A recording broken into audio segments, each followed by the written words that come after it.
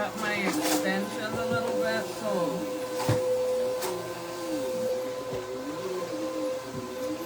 I want to see if it made a difference.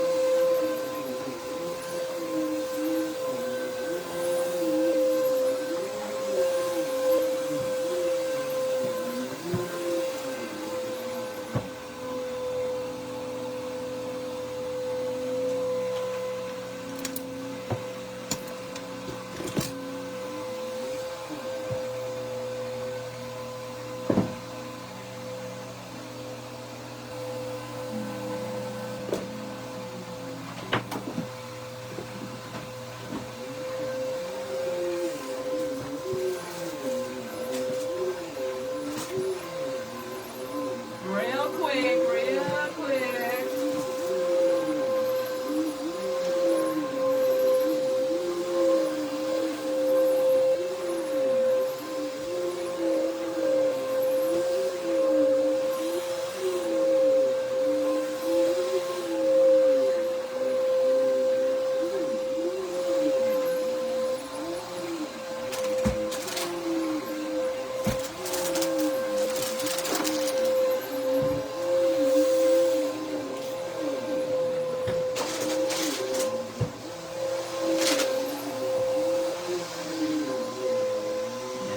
You got notified? Yay!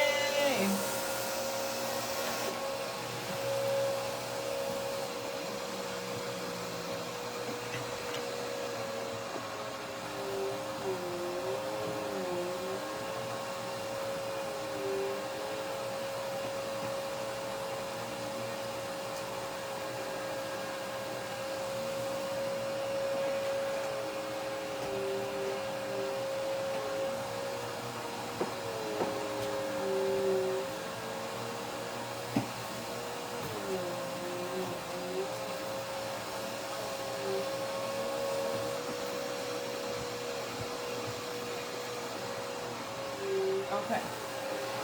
I just wanted to vacuum a little bit because, mainly right here, because I cut my hair. I added a little bit more layers, so I want to make sure that, this is how it looks. I'm going to shampoo my carpet in here. Bad. And I need to buy a new vacuum.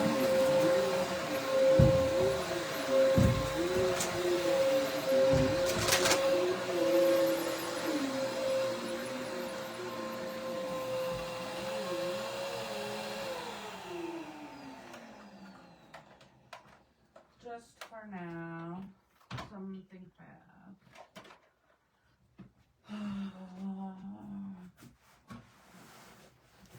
I want to make sure there's no hair down there.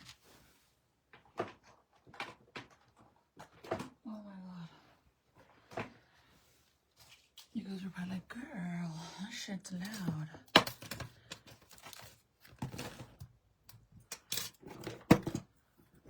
It's because when I cut my extensions, I threw the trash in here, so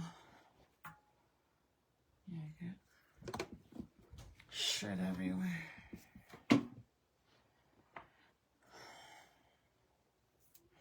Oh my god, it's hot in my room.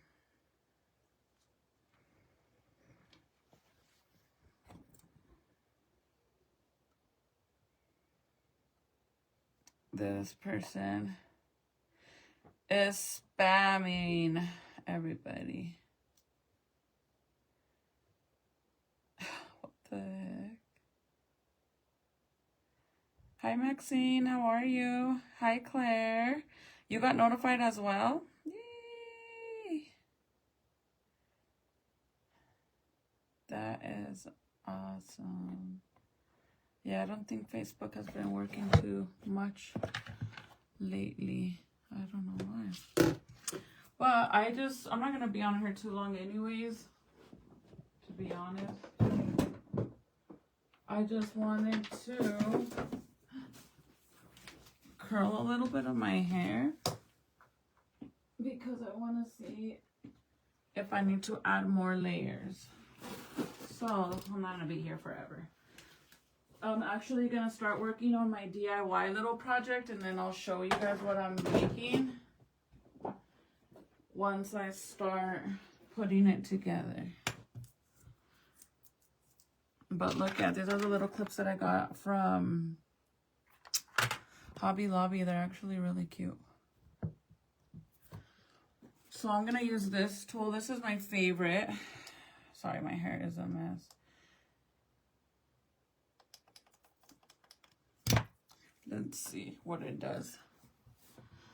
Let's see what it does. Because I added more layers to it. So I just want to see if it did what it needs to do, or if I need to add more. Oh my god, you guys, I took out my hair extensions, obviously, to cut them.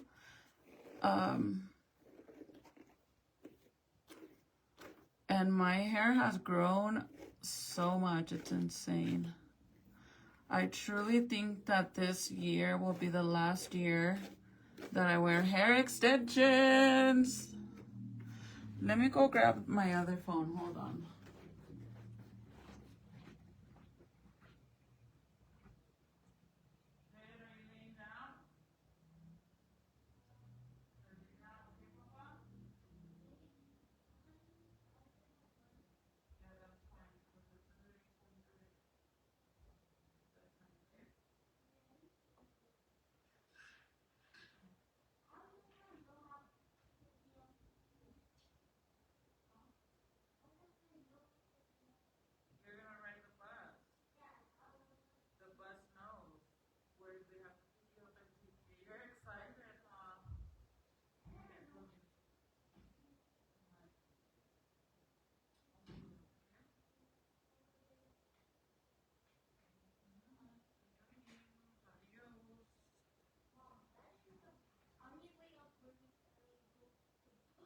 Not yet. I'll tell you when. Okay? He's so excited to ride the bus. For this like little summer program that he's going to be going to. And he actually gets to ride the bus. So he's like very sad that he don't get to ride the bus now. Because the bus doesn't pick him up over here because we live like super close to the school. So the bus doesn't pick him up over here. But yeah, I was so surprised how much my hair has grown, man. Like, I literally was looking at like old pictures that I took, like stage pictures, to see how much my hair has grown. It has grown a lot, a lot, a lot.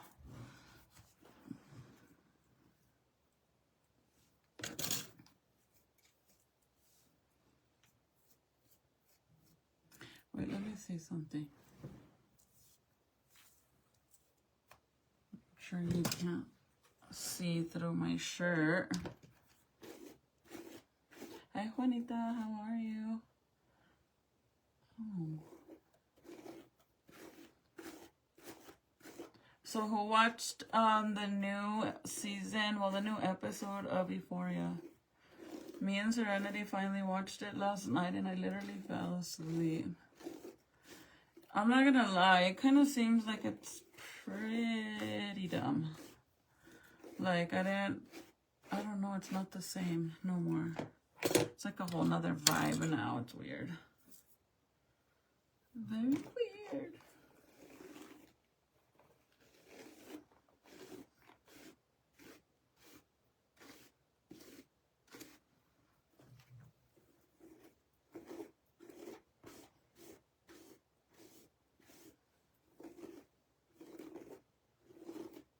Everybody's doing good, man. They're all getting ready for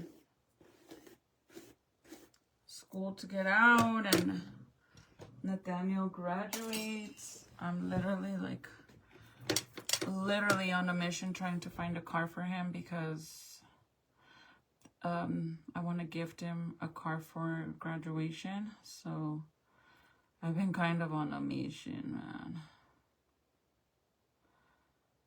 Trying to find something for him.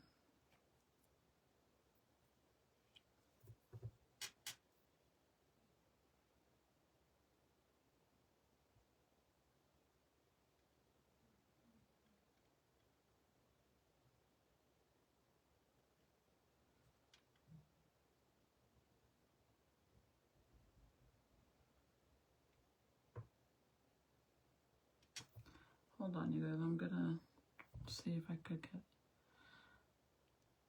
Bro, Bianca's sister, Chelly, she looks hella good. I follow her and oh my god, she looks so good.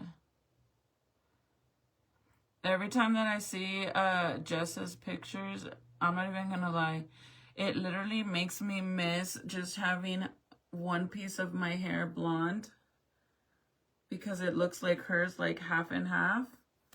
So sometimes I'm like, should I go back to the half and half or leave it how it is? I think that looks so good on her, the half and half. But when she had her hair like the burgundy was really pretty too. I really liked it when it was like a burgundy color.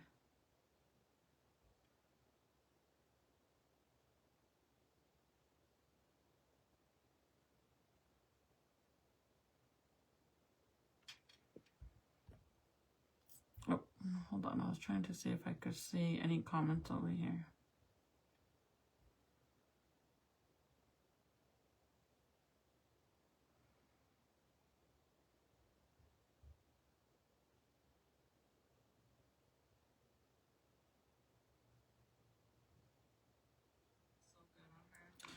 Yeah, I don't think it's working, man.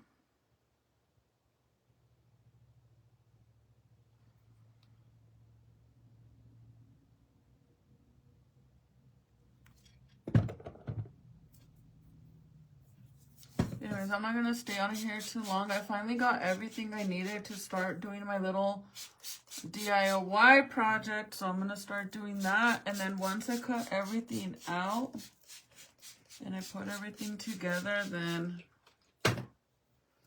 I'll show you guys. But so let me share a little bit of exciting stuff. So if you guys, some of you guys that know, I have a project car. We're building me my own lowrider. I've had it. I bought it. When did I buy it? I think the year before last, or last year, something like that. I've had it for a while. But we've been like working on it and doing stuff to it, but it's finally gonna get painted and I'm so excited because once it gets painted, it's like real shit. Real shit.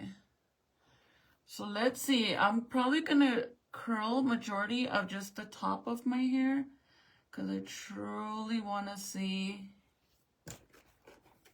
if I need to add more layers.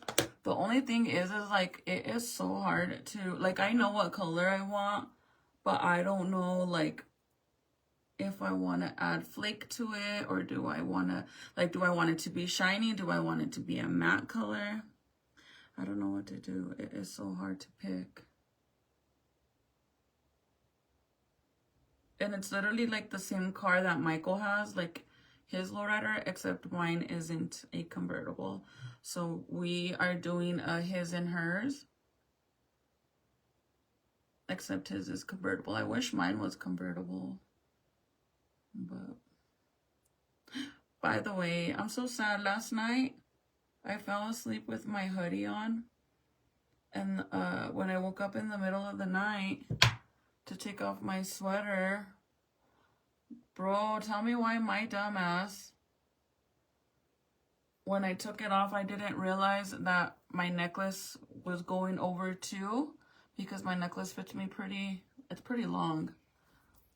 And it snapped and broke. I'm so sad because I wear that necklace every single day, no matter what. And it's real gold, but it just sucks because like now I feel like so weird without it. Hi, Jazz. Hi, girly. It's so weird.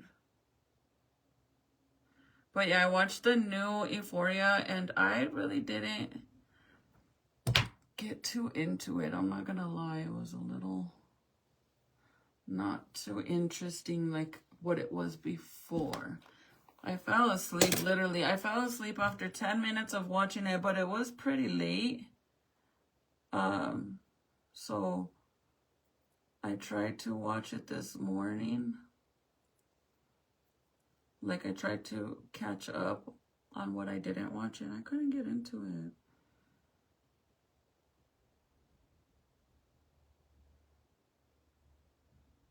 Hi, Mia. Hey, girl. I feel like I haven't seen you in forever on here. So I'm only curling the top because I want to see if I need to add more layers or leave it. Let's see. And I'm curling one in, one out, one in, one out. So that way it doesn't bundle up in one big ass curl because I hate when it does that. I don't like it. When it all bundles in one big ass curl, it literally reminds me like of a little girl. Curls for a little girl. So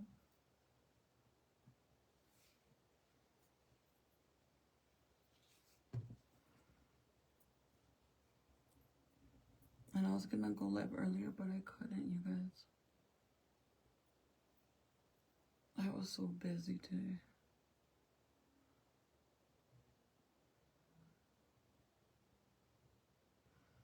I've been missing the lives. Yes, you went to Hobby Lobby and left me behind. I'm sorry. I went to buy stuff for my little DIY project, so I'm making some stuff for Memorial Weekend for my grandma and my best friend's gravesite.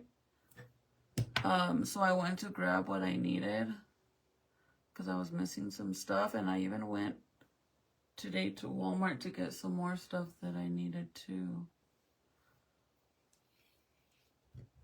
Because I haven't had a chance.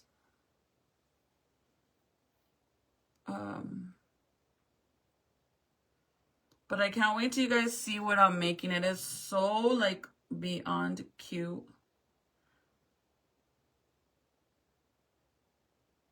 I'm good, Jazz. Just busy mom like always, running around like a chicken without a head, literally. Literally. Okay, I just really want to see if it blends, I mean. And if it doesn't blend, then I need to add more to it. Like more layers.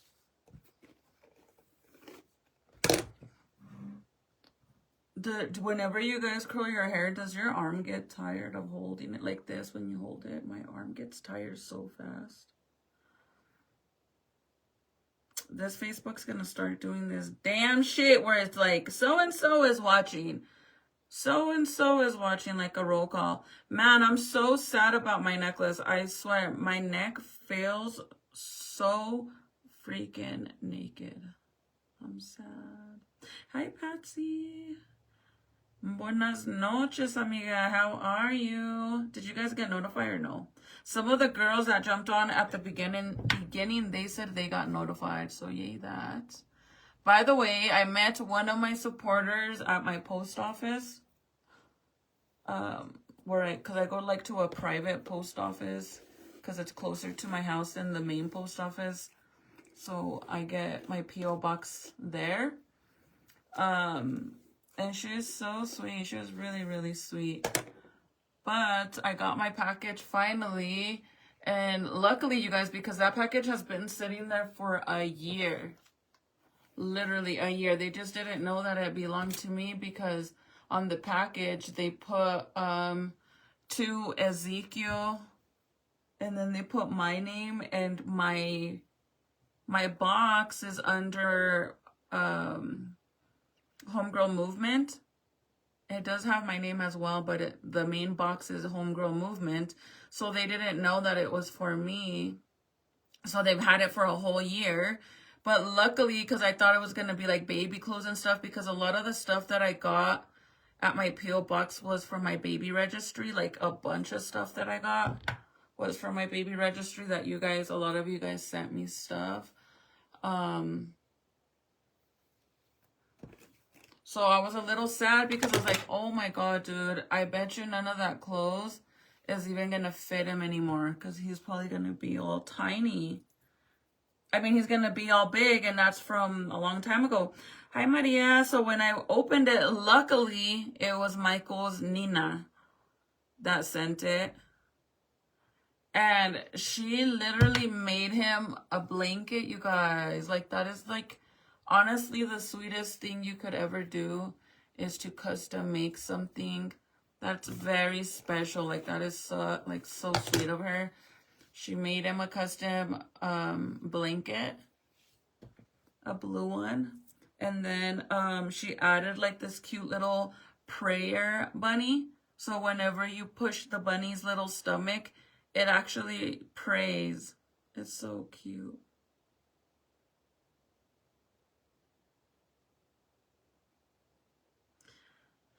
What do you all think of what? Of the Has price or gas? They have gone up so high. Girl, honestly, I don't really know the difference, to be honest, because obviously, let me tell you my difference now. So obviously, you guys know, some of you know that I got a new car, right? If you didn't know, now you know I got a new car. So to fill up my tank before, it used to be no more than 60 bucks. Like, that's even pushing it. Honestly, I think it was like $55, $56, $57 to fill up my tank on my CTS. Now on my new vehicle, which I filled up my tank this morning, it's $105 to fill up my tank. Yeah, it's insane. And it's like I put gas once a week because I'm up and down with the kids, with school and practice, and then we go to anytime that we go do anything on the weekend, oh bitch, or we go to the football game, we use my vehicle because we all fit in my vehicle now.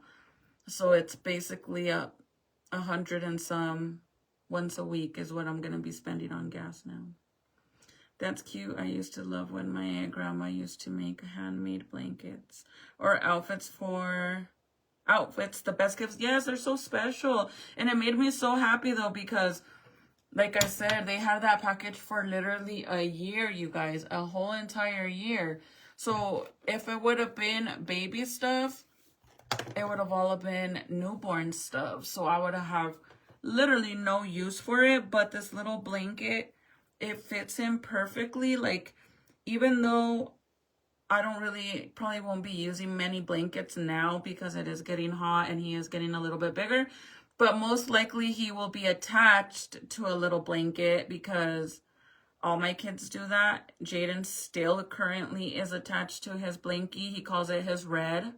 It's literally a red blanket with snowflakes from Christmas. And he calls it his red. He still carries it everywhere. Well, now we kind of like pushed him from like, no, you can't take that with us when we go somewhere or we go to the store. Like, you got to leave it here. Before he wanted to take it. Now he just sleeps with it. But you guys want to see it? It's so cute, you guys. It's literally so stinking cute.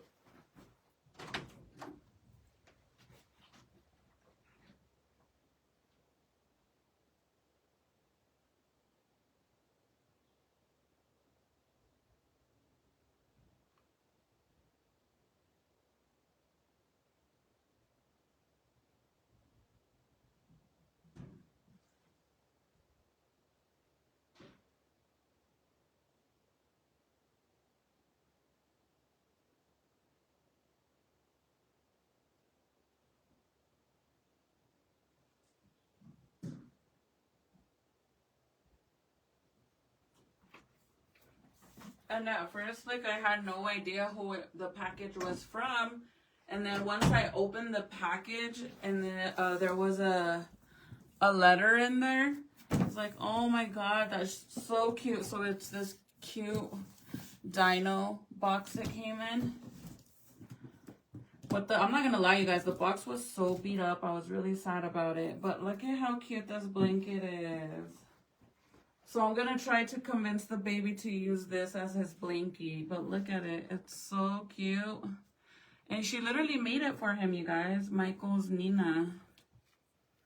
She made it for him. And this is perfect for him because he's still little, so I can still wrap him in this blanket.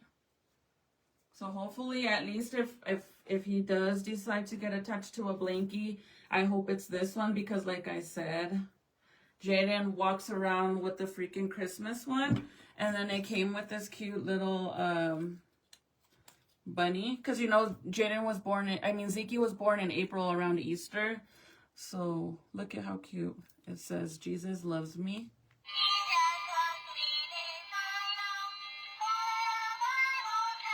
Isn't this adorable? And it's so little.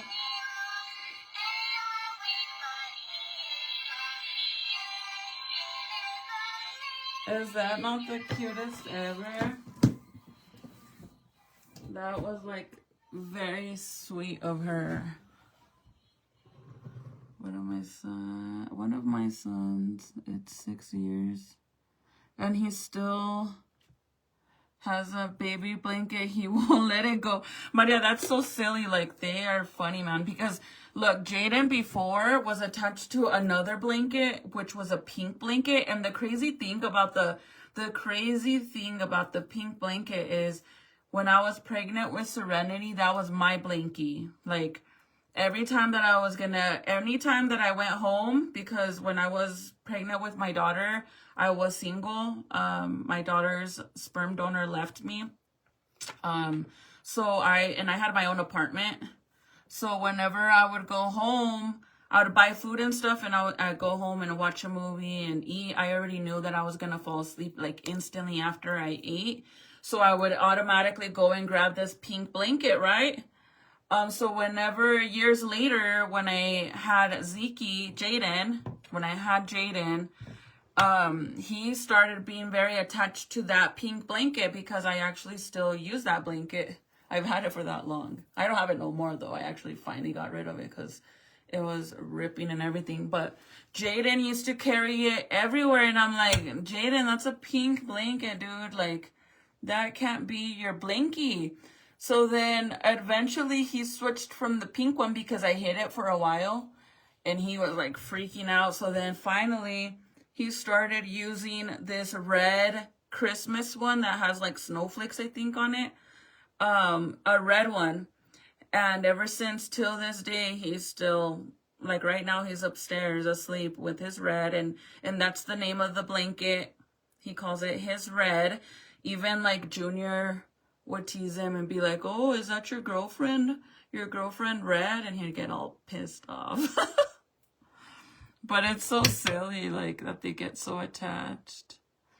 And you could always save them. So when they get older, right? That's cute.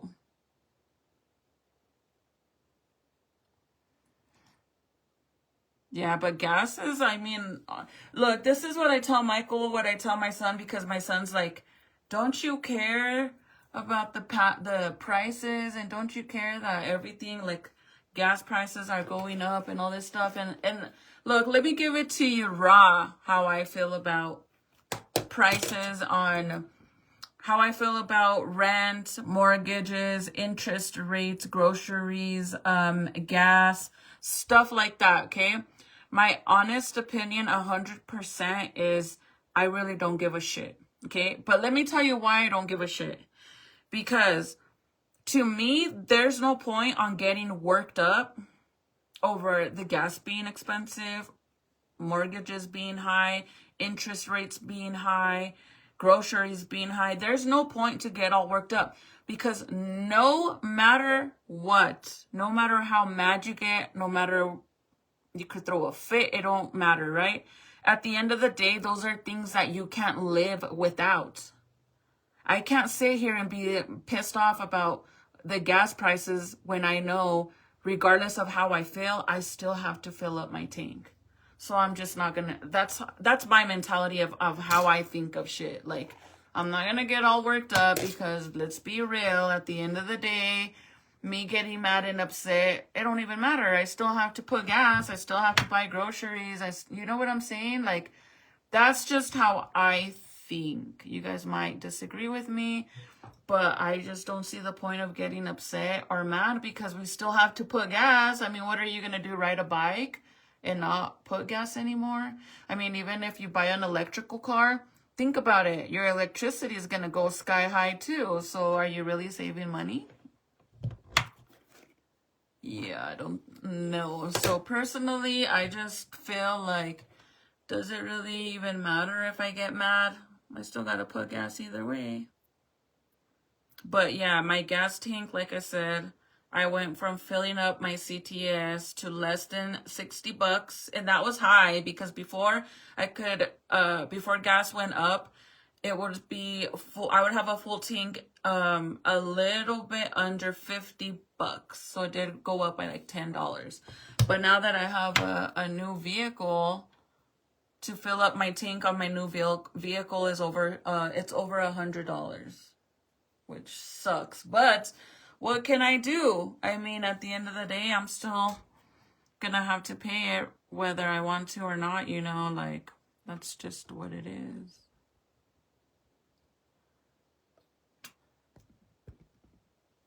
Okay, I want to see how it looks so far, because I added more layers. Oh, hold on. Let me go look in the bathroom. Hold on, because it's so hard for me to see.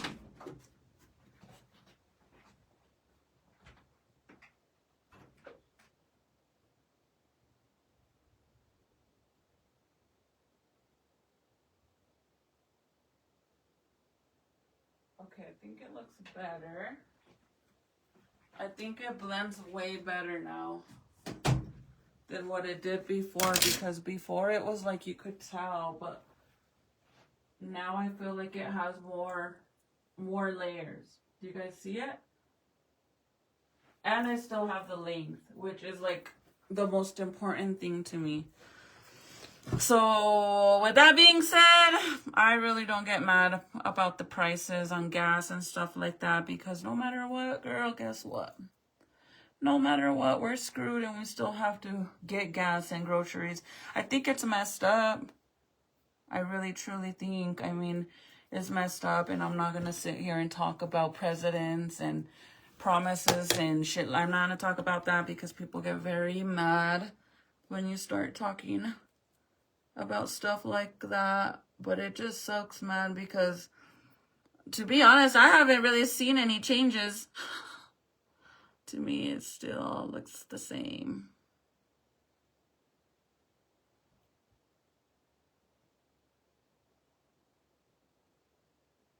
I think I'm gonna go back to Hobby Lobby and buy all that graduation stuff that they have there, because they have like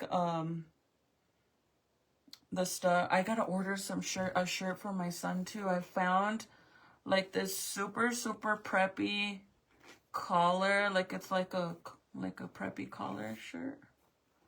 It's a Burberry shirt, but it's super cute. I want to get it for my son to take graduation pictures with his cap and gown and all of that.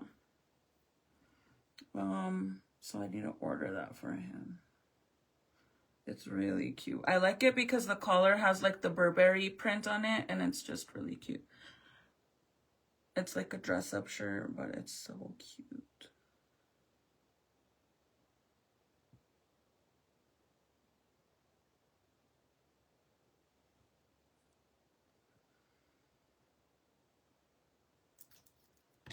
But you guys, I honestly think that by this, maybe even by the end of this year, you guys, I probably won't be wearing hair extensions no more, because I'll be happy with the length of my hair. I remember one time when Michael was in prison, I don't know what happened or what I did to my hair, But I had did something to my hair and I ended up having to cut it so short.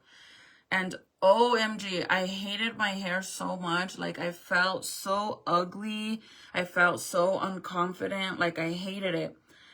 I literally used to wear my hair up in a chongo, like a bun, for months. Every day, that was my hairstyle because I hated the length of my hair so much. Hated it. Hi, Nina. Buenas noches. So now that I see how much it is to fill up my gas tank, I'm just kind of like, But I mean, I did go from a vehicle to an SUV. And at that, you guys, my SUV, I don't like the extended SUVs. So my SUV is not the extended one, like the extra long ones. I don't like them. They're like just too fucking long. So the one that I have is not the extended one, but it's still super big. Like, there's so much room in there. It's perfect.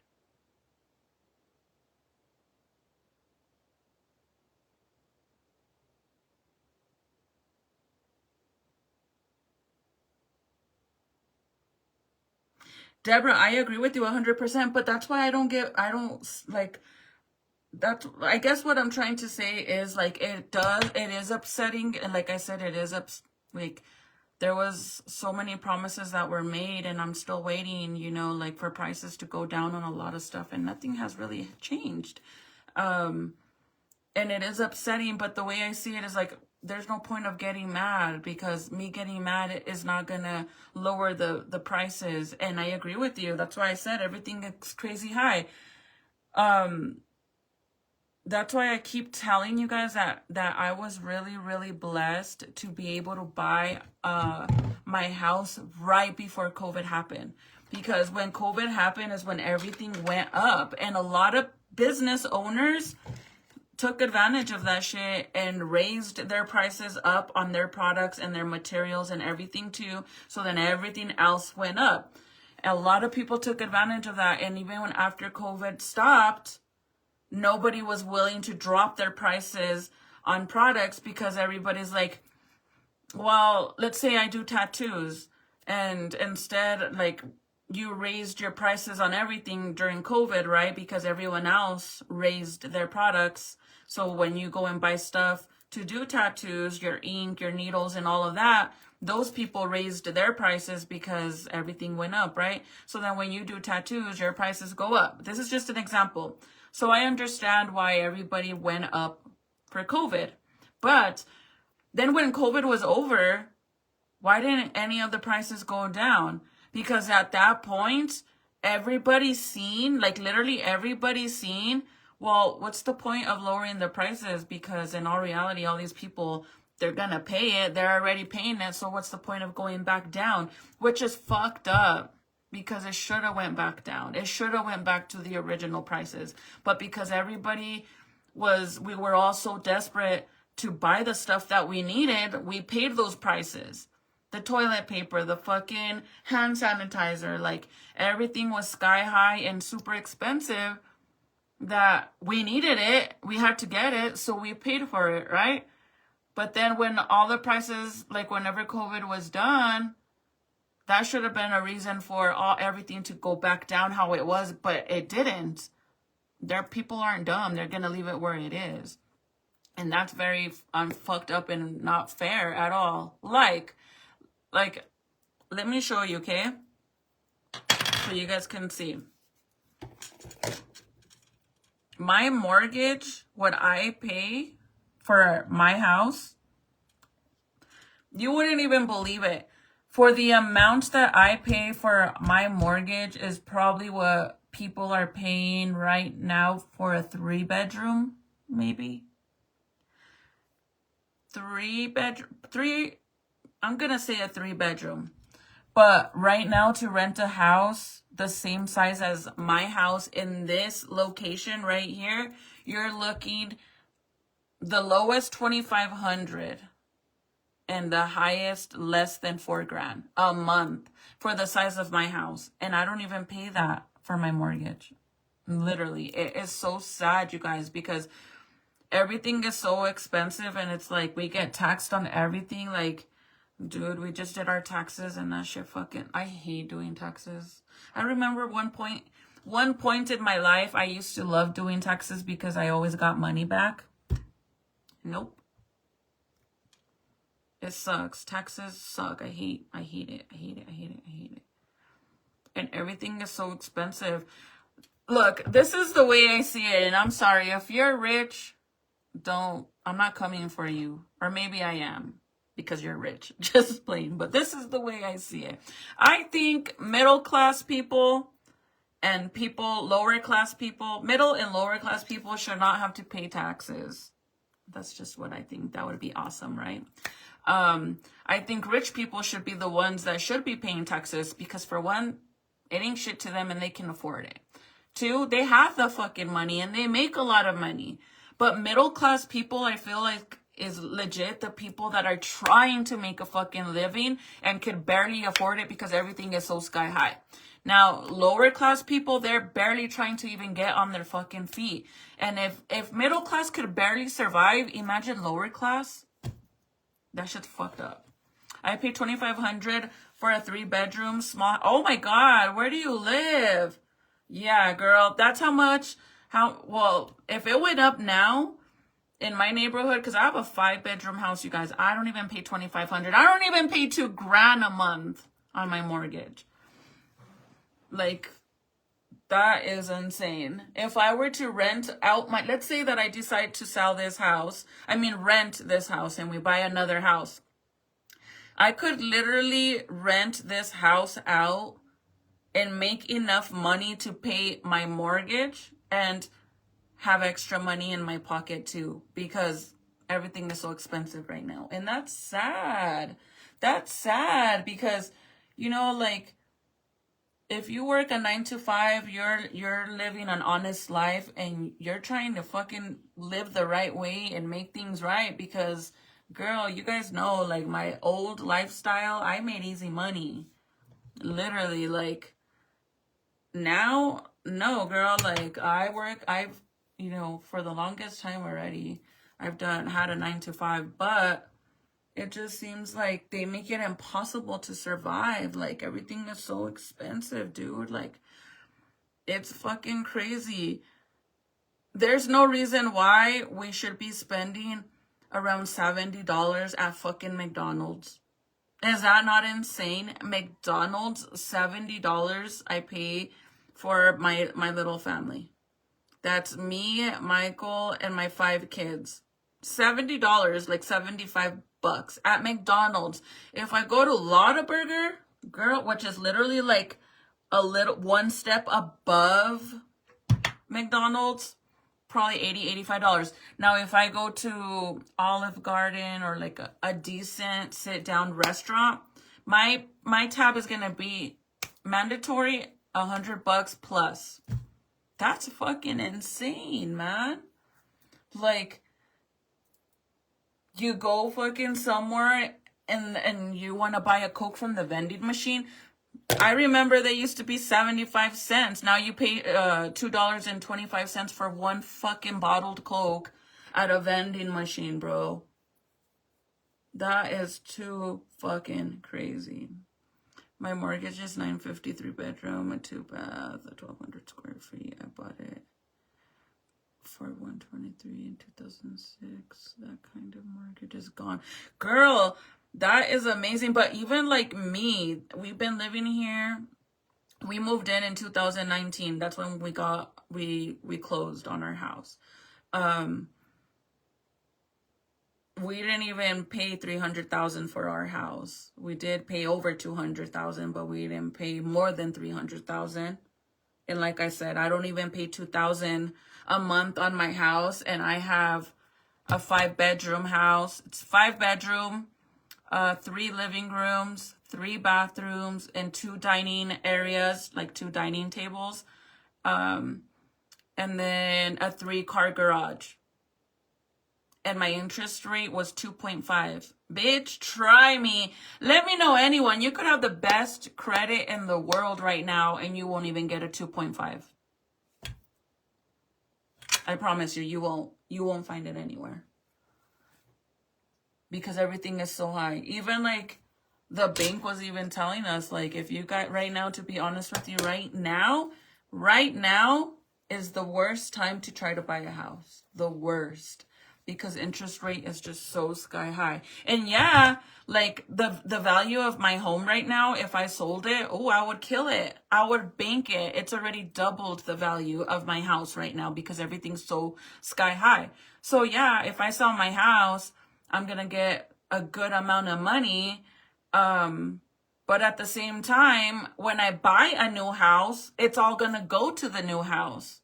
So anything that I make profit is really not profit because it's going to go to the new house because everything is so expensive.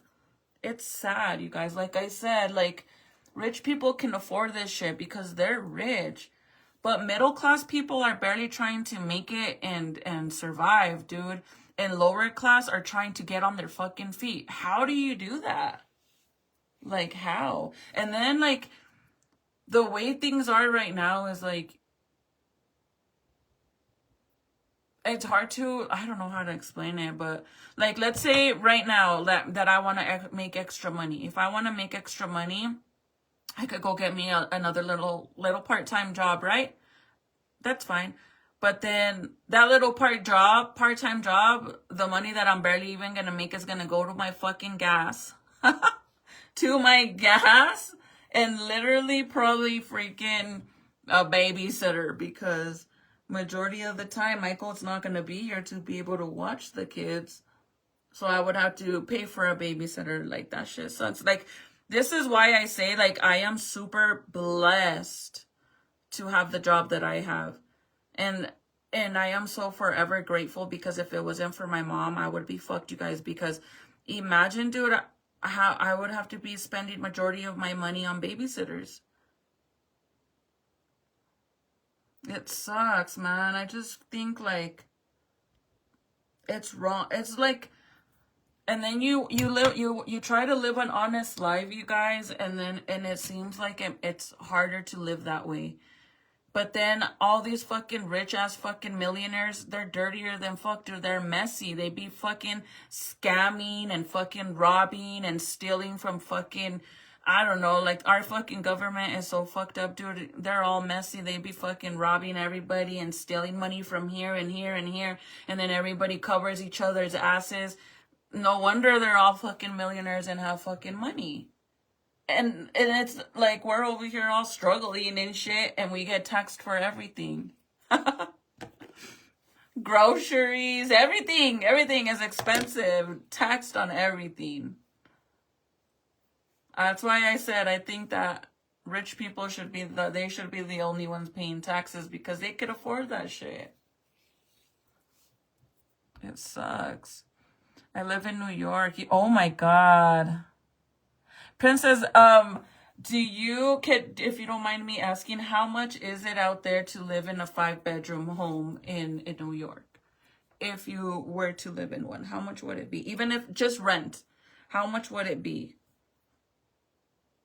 And that's the reason why we moved to Rio Rancho, you guys, because before we bought our house, the trailer that I used to live in, those of you guys that started watching me when I first started doing makeup lives, I lived in a mobile home. A double wide mobile home. I lived in a 3-bedroom, 2-bath mobile home. Okay, it wasn't the smallest, but it wasn't the biggest. It was mid-size, double wide for me and my little family, right? Junior and Nathaniel shared a room, and Serenity had her own room, and then it was just me and hubby. And then at first hubby wasn't even there because he was in prison. Eventually, I got pregnant with the baby, right?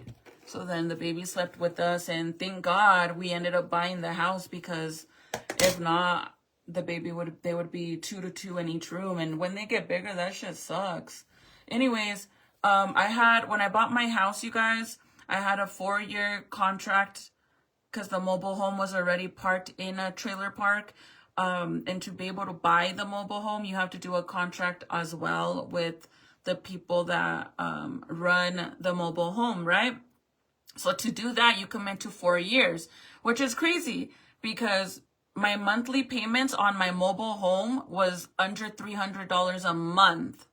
And then the remainder that I got charged was just for the space that I was paying the fucking people where I lived, which was expensive because all I paid was $300 a month on the freaking trailer.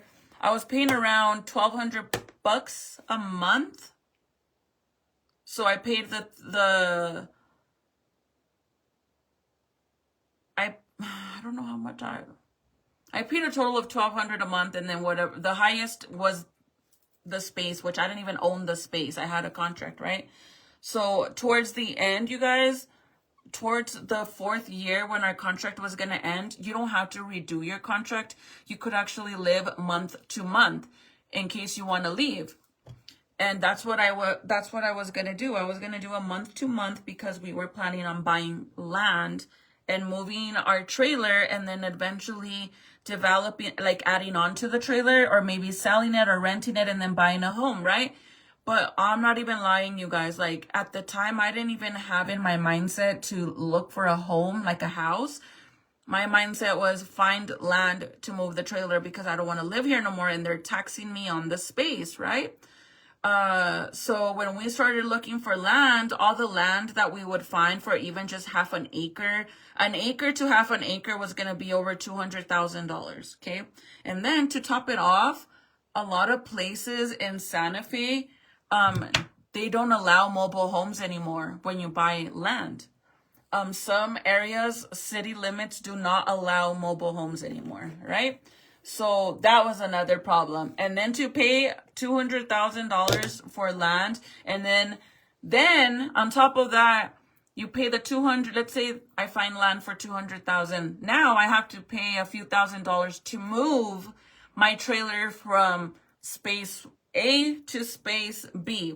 Then I have to pay construction workers to come and level out the land. And then if I have to go and have them set up like for the plumbing and like, you know how they have to put all the fucking like the cement and all that shit to be able to put the trailer on top, you have to pay for them to do all that. So you're probably going to spend maybe, I don't even know, we'll just say 50 grand because I really don't know how much it cost, right? So now you're around 250,000 to move your trailer. All I owed on my trailer was 20 grand. That's all I owed on my trailer. 20 grand and I would own my home.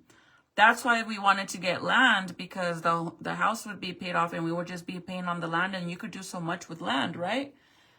Well, then when we realized how expensive it was to get land, like that shit's insane, dude. Like we found some land for, I think like less than 20 grand.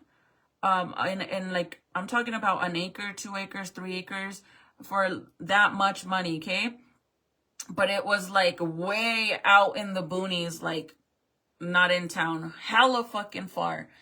I didn't want to live like that. So then I was like, you know what? Let's go look at houses. So then I went to Santa Fe, like to not the mobile, but like the model homes to see how much it would be to buy a new home, because we were going to be first time buyers, right? We go and look, and they were just for a 3-bedroom, you guys, 400,000 for a 3-bedroom. And these are for the houses that they were building on Agua Fria, the new ones. 400,000 for a 4-bedroom. I said, fuck no. So then I was like, maybe we should look in Rio Rancho. And at first I was scared because I was like, let's see Rio Rancho or Albuquerque. And I'm not going to lie, you guys, I was super, super scared about moving or even thinking about moving, because like I am very attached to my mom and my brother, like my family, right? And I just never have lived anywhere besides my hometown. So I was really nervous about it. And then we started finding houses. And the first house that Michael showed me in Rio Rancho is the one we live in. Literally, we seen it. I loved it. The price was perfect. It was big enough for all the kids. Like I said, a 5-bedroom. The price was perfect. We called over the phone and told them that we were interested. As soon as we called, we had the people that represent, like the realtors that represent this property, they called us right away and we told them, you know, like we're interested. And they're like, okay, well, before we do anything, let's see what you guys qualify for, you know, because then if we know what you qualify for, then we can shop around for those prices for those houses. We qualified for, okay, so I'm gonna say basically a little bit under 300,000, so like 300,000 basically, because I don't think it was 350. It was either or 300,000 or 350,000 is what we got approved for. Girl, I couldn't even believe that shit. I was like, what the fuck? I couldn't believe that. Honestly, I couldn't believe it. Like, I thought they were just like lying to me. So then, the realtor was like, you guys should come to Albuquerque and I'll line up a few houses in that price range, including the one you want to see, which was this one. I was like, okay. We came to Albuquerque, we came to Rio Rancho and we met them. You know, our plan was we want to stay in the price range. It was 300,000. It was 300,000. Let me tell you why. Because they were saying that they were going to find houses that was in that price range, right? And I kept saying, okay, well, I don't want to go past 300,000 if that's what we're getting approved for. And then when I started thinking more about it, I was like, you know what? I don't want a house for 300,000. Yes, I could get a nice fancy one. I could even build one from scratch. But then I'm like, who wants to be paying for so many years? I'm going to be all fucking old paying a fucking house for 300,000, right? Because at the time, you don't know what's going to happen in the future. You don't know if you're going to start making more money or if you're going to make less money. Like, it's a very scary situation. So I'm like, no, like, I don't want to go past the 300 and I don't even want to be close to the 300. I want to be lower. So we came and we looked at this house and, oh, I fell in love with it. Like, I liked it so much. We went and looked at, she had 5 houses lined up for us to see. All the other ones were beautiful. One of them was beyond beautiful. It had a huge land and the backyard was huge. And like the floors and everything was like marble floors. Like, it was fancy, but that one was $300,000. And I was like, girl. And that's when I caught, like, I kind of got like a little annoyed with the realtors because it's like I told you, we didn't want anything to the limit. Like, I'm trying to avoid to be at the limit. I don't want that. And for you to do that to us is fucked up because when you walk into this big old house and you're like, oh my God, this is beautiful and I can afford it, because you're only looking at houses that you got a pre-approved for, right? So when they're showing you this big old beautiful home, you're thinking that it's less than 300,000 and around 250, right? And then she's like, no, this one's 300. Why are you showing me that a $300,000 house when I don't want to? Yeah, if I got approved for $300,000 doesn't mean I want to go all the way to 300,000. Like, think about it. You got to be smart, you guys. Like, don't do that shit. Like, don't be in debt for that long. That's too long. That's a lot of money, dude. And plus, I was super scared because I'm like, okay, we got approved for this. If we get a house, now I'm going to have to sell my mobile home. What if I don't sell my mobile home right away? Now I'm going to have 2 mortgages. What the fuck am I going to do? I was super nervous and scared, right? So whenever we finished looking at all the houses, and I was like, I love the first one. Like, that's this one. I loved it. My mindset was on this one. And then, we leave or whatever. And I told her we were going to think about it, and we could have kept looking for houses, which that would have been the smartest thing to do. But instead, she calls us and she's like, look, if you guys are interested in that house, you guys need to let me know ASAP because there's other people that are putting in bids already that are interested in it. And I was like, oh, fuck, man. Like, I really want this house. And then Michael's like, if that's what you want, Chris, then we'll get it. And I'm like, yeah, I want it. So like this, we told them, they went and put in a bid, which was higher than the other people. And by the following 1 to 2 days, boom, they told us they were going to give it to us. We outbid the other people. And then that's when the whole process started on finalizing paperwork with the bank, submitting what they needed. You have to have over 10 grand in your bank account, steady money that you have never moved. Like, you have to have $10,000 minimum balance in your bank account for more than 5 years straight. It can't go lower than that for 5 years straight, right? So if you could prove that you have that and you have check stubs, the longer you worked at your employment, the better, and all of that. They check all that, right? We did all that, and by the end of the month, boom, we got our house. By the end of the month. My interest rate, like I said, 2.5. That's lower than my mom, you guys. My mom has outstanding credit. And her house is more expensive than my house. And my mom's house isn't as big as mine, but she does have a guest house that's on the side of the house. So I guess it kind of makes it the same kind of. But she lives in Santa Fe, and Santa Fe is way more expensive. So we closed right before the end of July, because August 1st is when we got our keys and we moved in. And then right after that, you guys, we went to Vegas in February for hubby's birthday. When we came back is when everybody started freaking out about COVID. And then in April, lockdown. And that's when all the prices went up.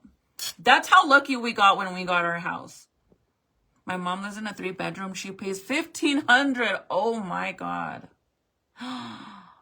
That's expensive. 3-bedroom, living room, dining room, kitchen, and a bathroom. I live in a 2-bedroom. 14? You're lying. What the hell? 2-bedroom, living room, balcony, parking. And I use the whole basement as a storage room. Me and my parents rent the whole house, basically. Wow, that's expensive. My mom has been living here for over 10 years. So when the lady left the upstairs apartment, she took upstairs and we rented. Oh, that's awesome though. But are you guys like renting to own? Because that's awesome if you are. A 3-bedroom, 2-bath, $2,300 in Arizona. Damn. I would love to buy a house in Texas. Damn, houses are freaking beautiful. But my husband works with celebrities and he won't get a job better than this. So we're stuck here. Oh, that's amazing, girl. Wow. What have you ever met any famous people? If you have, who? I would love to know. That's awesome. Hola, Luis.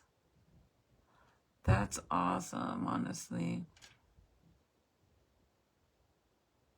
That's because the higher the price, the more they get commission. Yes, Teresa.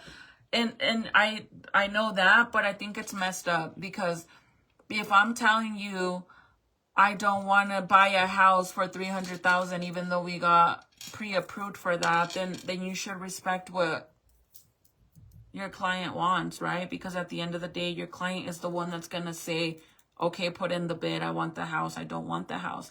So by them doing that, that's like a big risk of us walking away. Because if I'm telling you for a reason that I don't want to see any beautiful houses for $300,000 because I know that I'm most likely going to fall in love with it and then I'm going to want it and now I'm in debt for $300,000, then you shouldn't do that. That's fucked up. That's like being on a diet and then your homegirl pulls up with a bunch of fucking sweets, but she knows you're on a diet. You just don't do that. That's fucked up.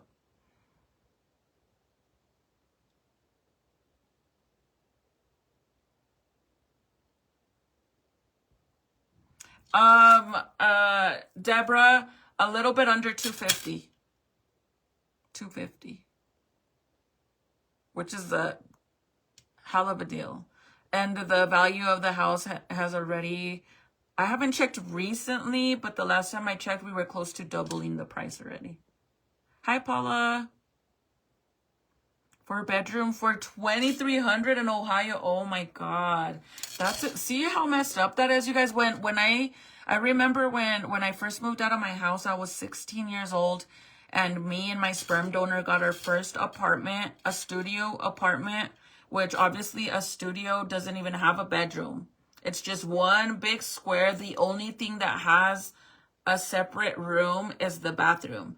It's one of those things where it's a big ass fucking square, your bedroom and your fucking kitchen and actually the bedroom did have a wall too. But anyways, 16 years old when I got my first house with the sperm donor. And I paid $700 a month. $700 a month. And that's kind of high for a studio too, if you think about it. But I remember back then, like even when I had, after I had Nathaniel, I remember a 1-bedroom apartment was around $650, $700 a month. Hi, Tina. Just renting, unfortunately. Oh man, you guys should see about renting to own. See, that's the only thing that sucks, you guys. Like, there's nothing wrong with renting a home. And I've said this loud and fucking clear. I've never been the type to judge anybody. Bitch, I lived in the fucking projects, so don't fucking ever come for me with that bullshit. Because to come at me with some sideways fucking bullshit, I've never talked shit about anybody renting. Ever. The thing is there's just that's not it. But my thing is it sucks to rent, because in all reality, you're giving away money on a home that you're never gonna own.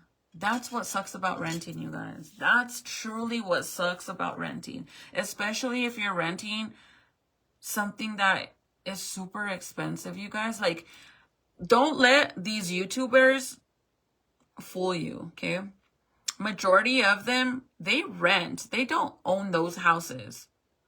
Even fucking influencers on Facebook, a lot of them fucking swear they're buying all these houses, and they rent, you guys.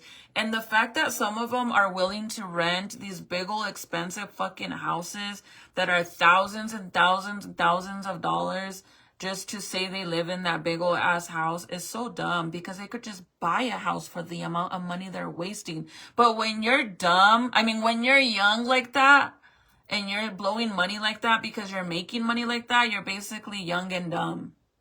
And then later on in life, you're going to regret it. I promise you are, because you could have already, I mean, like, real talk, Wendy Ortiz is probably one of the smartest fucking girls there is. And Daisy Marquez too. Like, literally, she did everything the right way. For real, for real. Before she bought a house and a body, I mean, before she bought a car and a body, she bought a house. So nobody could ever come for her. Everybody does the opposite. They get their car, they get their body done, and then later on down the road, they go and they get a fucking house. No, this girl, she did the right way, man. And she's so young, you guys. Like, for all you know, her house is probably almost fucking paid off. She has a G-Wagon. Like, who cares what kind of car it is, but she has a fucking nice car. I mean, and then she finally did something for herself, and there's nothing wrong with that. And I mean, and I get that. I totally get that, because that's basically like me. If I didn't live in the house that I live in now, like if I was still renting, I sure as fuck would never, ever, ever go and get my body done. When I got my boobs done, I literally lived in my trailer that I owned. Which, by the way, everybody used to make fun of my little trailer. When I started going live, they used to say I live in a shack. Which is so funny, because they clowned on me so much about living in a bumble home. They would say that I lived in a shack and all this shit. And then the minute that I was blessed enough to be able to get this house, I couldn't even believe it. And then we got this house, and then automatically they said that we were back to our old lifestyle, and that we were selling adult candies and all this stuff. Like, see, it's so weird, because when you're not doing the best, people clown on you and make fun of you, but they still envy you for whatever reason. But then when you better your life and you do a little better, then all of a sudden they hate you even more, because you better your life. But yet they were making fun of you before. And at that, I was going to own my house, you guys. I wasn't renting my mobile home. So to clown on me when you're renting is kind of fucking ridiculous for anybody to come at me. Even back then when I was renting my mobile home, yes, it wasn't the best there was, but we were little by little starting to fucking upgrade the trailer, you guys. Like, we had just put new wooden floors that were so beautiful. Like, I love my wooden floors so much. And we were doing little by little, and then luckily we were blessed enough to buy a house. But people, I'm telling you, you guys, like, how some of these girls make fun of me, or in the past they've made fun of me, or whatever the case may be. I think it's like they'll say that you're nothing and that you're ugly and make all this fun about you and talk all this shit about you. But if you really were ugly and you really were nothing, they wouldn't worry about you. You wouldn't even exist in their fucking brain. Honestly. Because who the fuck would ever be bothered by a nobody and an ugly person? Nobody. They wouldn't even cross your mind. So in all reality, by them saying all those things and saying, like, talking about you and making fun about you and all that shit, that just really goes to show that they do envy you. Because you would never envy someone that is ugly and nobody. I just look at it that way. If anybody's making fun of you or talking crap about you or calling you ugly and all this stuff, girl, just know that you're not. Because that's why they're telling you those things. Because they're just fucking haters, straight up. Literally almost all celebrities, from Hollywood to rappers, I can say the word Coachella. Oh, girl, that's awesome. Lucky you. Hi, Debs. It's wrong, but they only have a $sign and a dollar amount in their heads. Yes, very true. But afterwards, you guys, they were very, very nice and very understandable. Even till this day, I am still in contact with them because you guys know that I'm not going to say we're not, because it's still in the plan of us hopefully eventually renting this house out and buying another home. And the goal is to move to Texas. You guys know that. I've been saying that. That's the goal, is for us to move to Texas. I would love to be out there. So we actually stay in contact with them, you guys, because there was a minute there that we started looking to see about buying another house and renting this one out. But then everything started going crazy. So we kind of put a little bit of a hold on that. And then Michael ended up getting, starting his business and stuff. So we've been focusing on that as well. But I would love to move to Texas, you guys. Love it. You know where I wouldn't mind living, to be honest? Two of the places, well, Michael wants to move to Texas, but me personally, two of the places that I wouldn't mind living, and I think I would love, because I love it, is Las Cruces. And only I say Las Cruces is because Las Cruces is literally less than 5 hours away from my mom, and I can survive that. Now, my second place is Arizona, Tucson, Arizona. I would love to live there. Or just because it's 10 hours away from my mom, but still. And the only reason why I love those two places is because I feel at home, because there's just so much like Spanish speaking in those places. That's why I love it so much.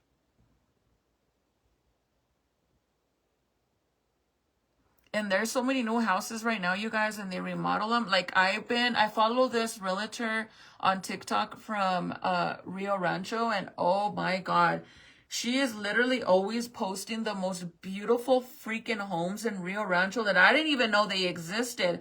And of course, every time I show hubby and I'm like, look at this house, how much do you think it is? And he's like, over $1 million. Over $1 million. Like, what the heck? And right now, you guys, houses are so expensive. Like,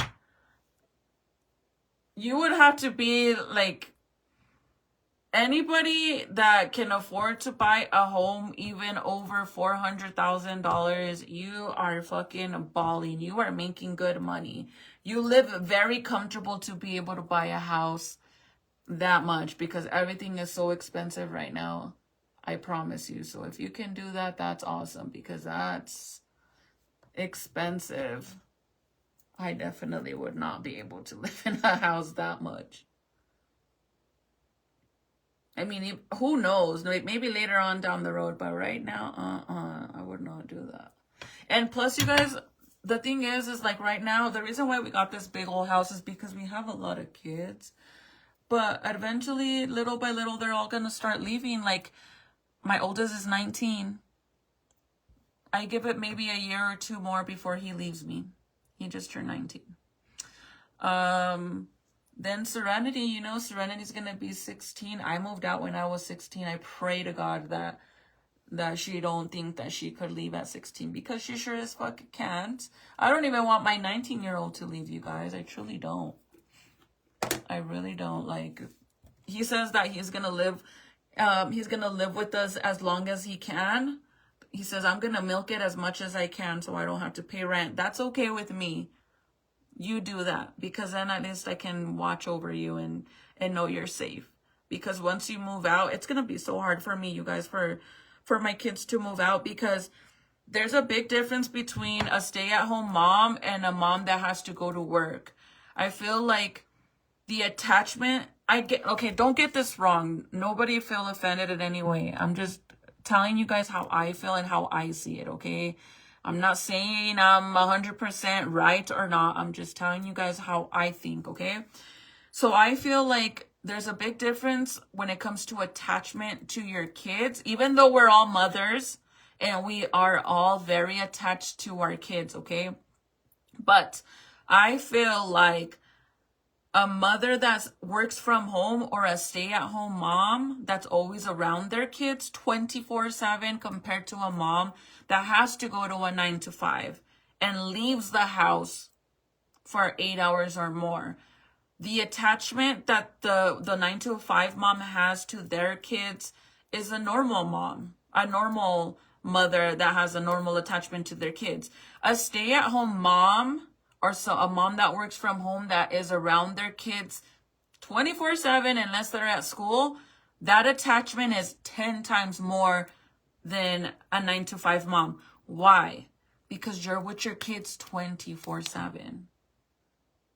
Do you guys think I'm wrong? Tell me if you think I'm wrong, because I truly feel that I'm 100% right. Please don't be mad at me. I'm not trying to offend anybody, but I just truly feel like I'm going to have such a hard time for my kids to leave my house, because even the only time that I wasn't around my kids was for 6 years when I worked at the bank, when I was a bank teller. When I would take my kids to school and they were at the babysitters, I didn't get out of work till after 6 o'clock when the bank closed. And I worked on Saturdays too. And then when I worked at Kmart, I was a supervisor and a cashier manager as well.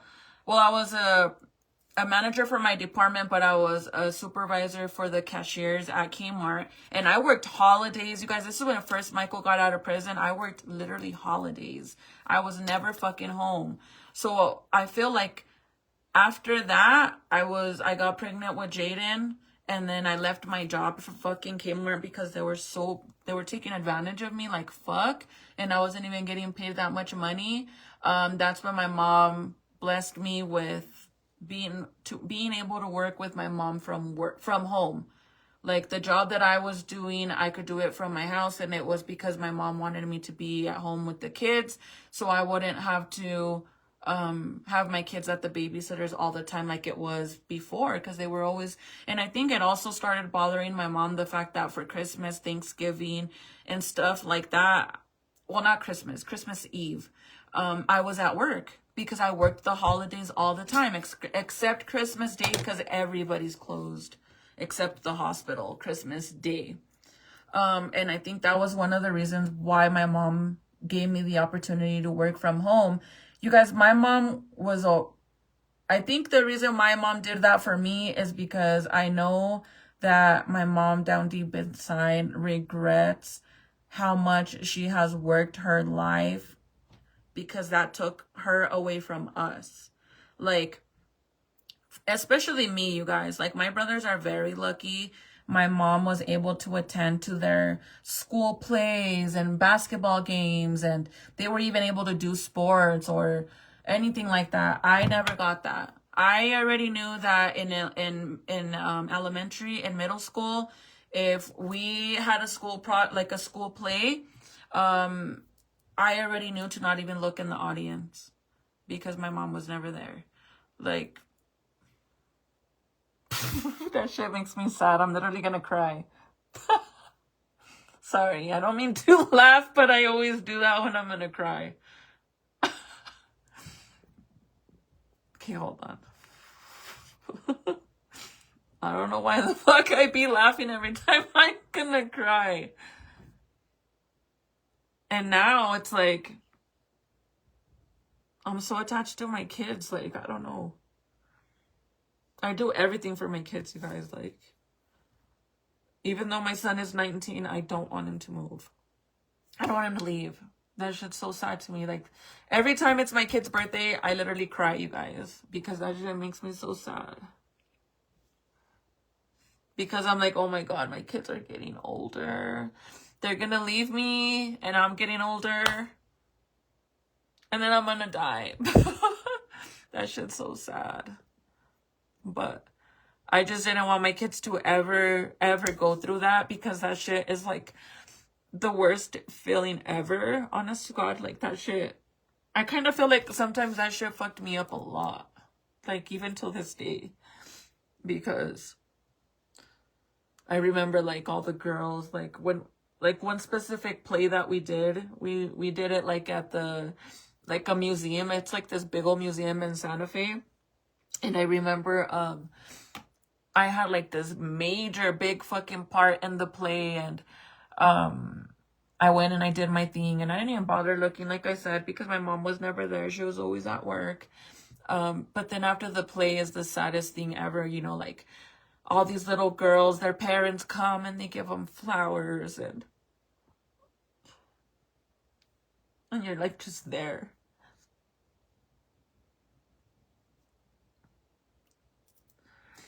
Bro, I don't even know why I'm crying.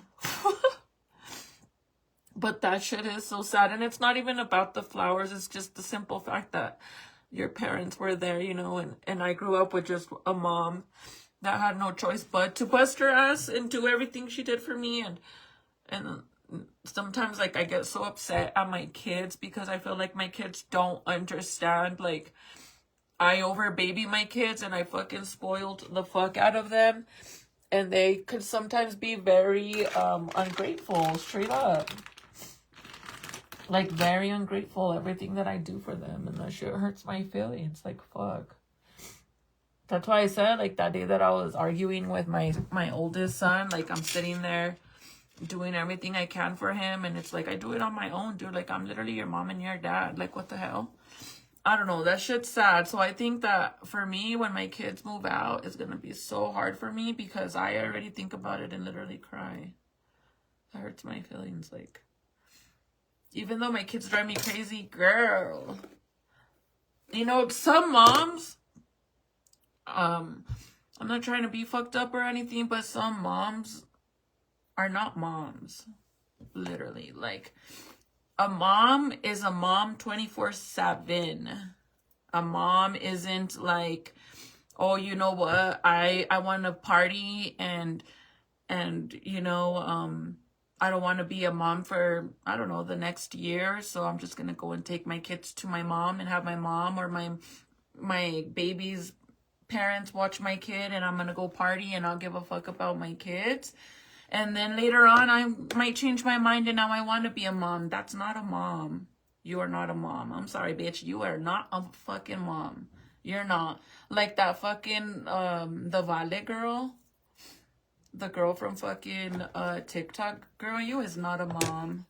Literally. You chose dick and money over your children. And that's sad, you guys, because for you to leave your kids when they're little, when they're literally like, before they're teenagers, you guys, is like the most important time to be around your kids, because those are memories that you're never gonna get later on, like them walking or crawling, or they start talking. And I mean, you know, it's sad because I mean, those are memories that you're never gonna get back, and we only live one time, you guys.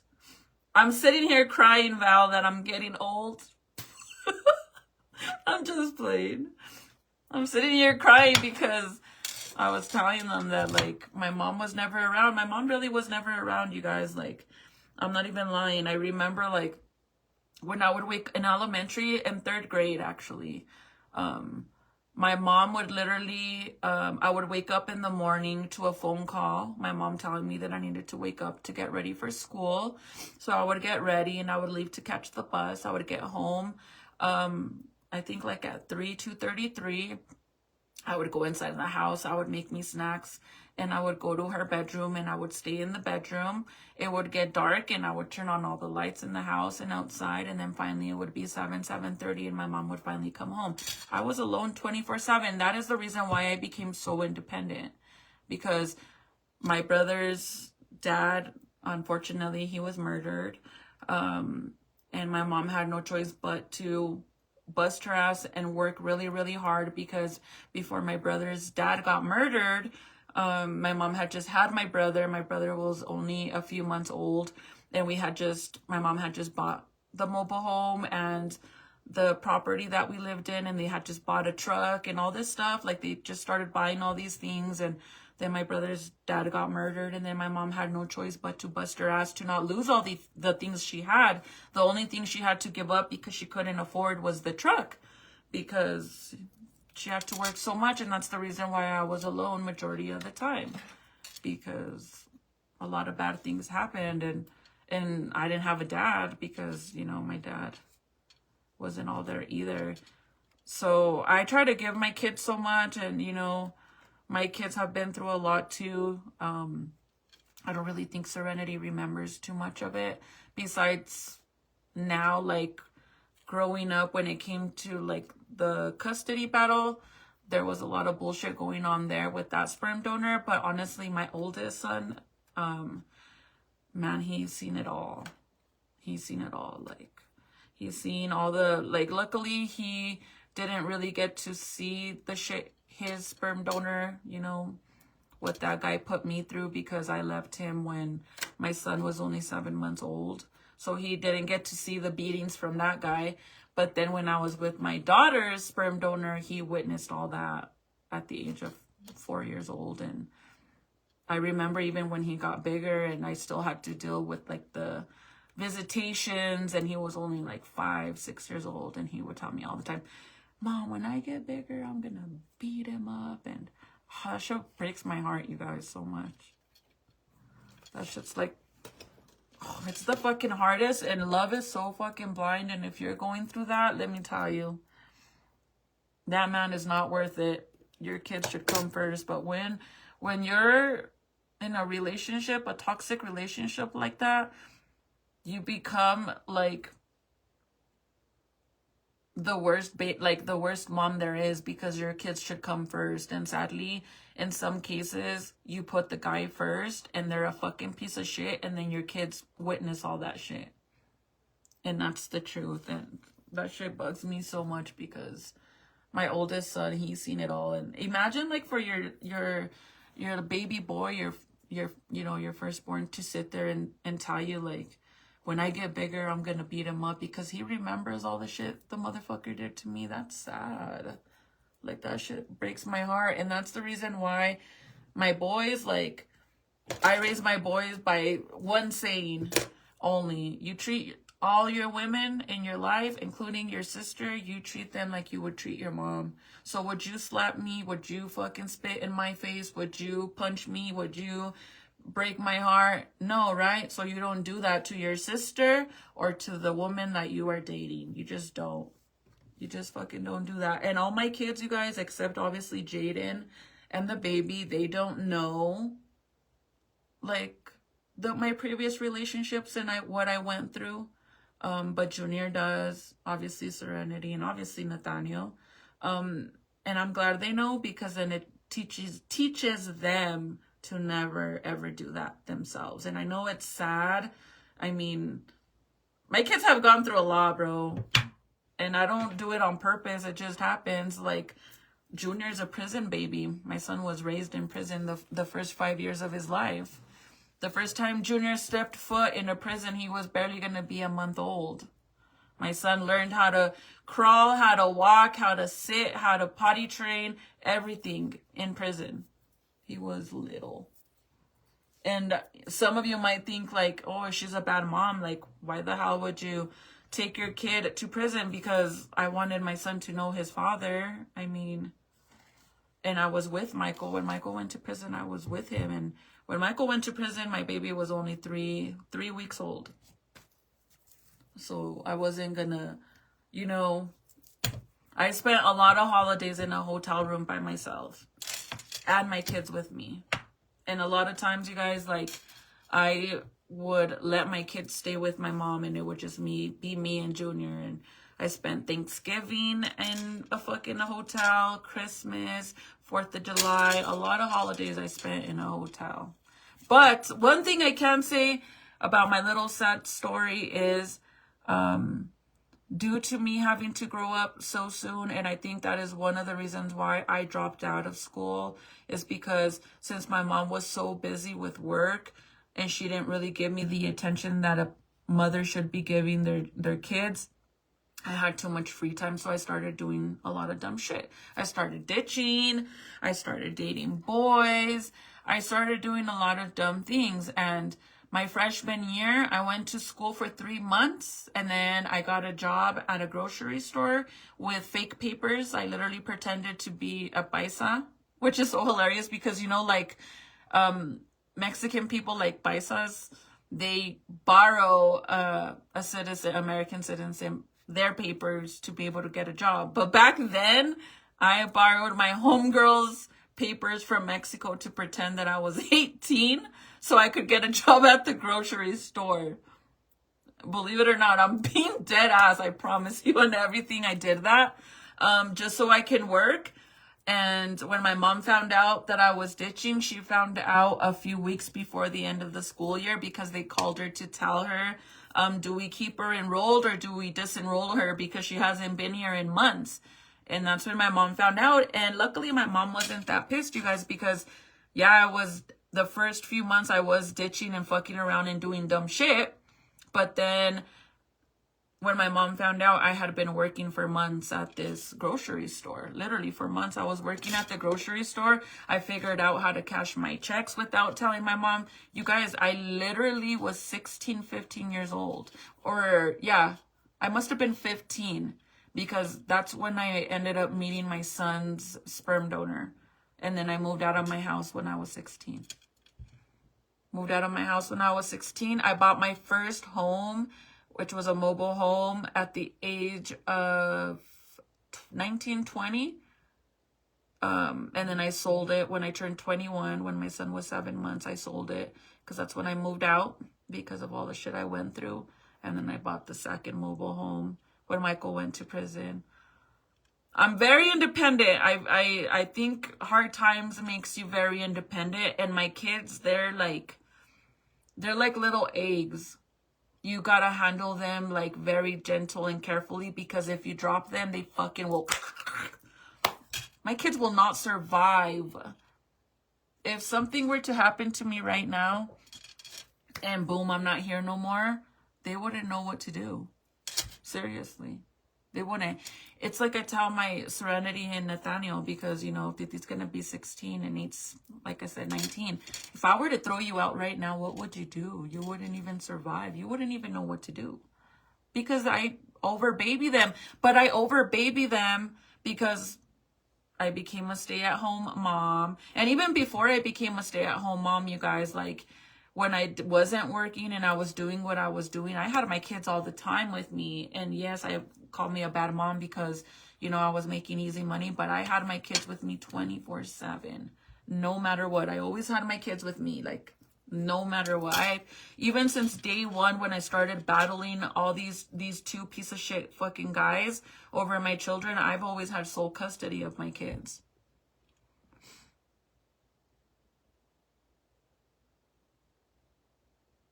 Amelia, yes. So Michael went to prison for selling adult candies.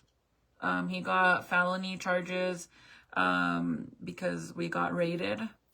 And then when we got raided, they found a bunch of adult candies in the house and a lot of money and GUNs.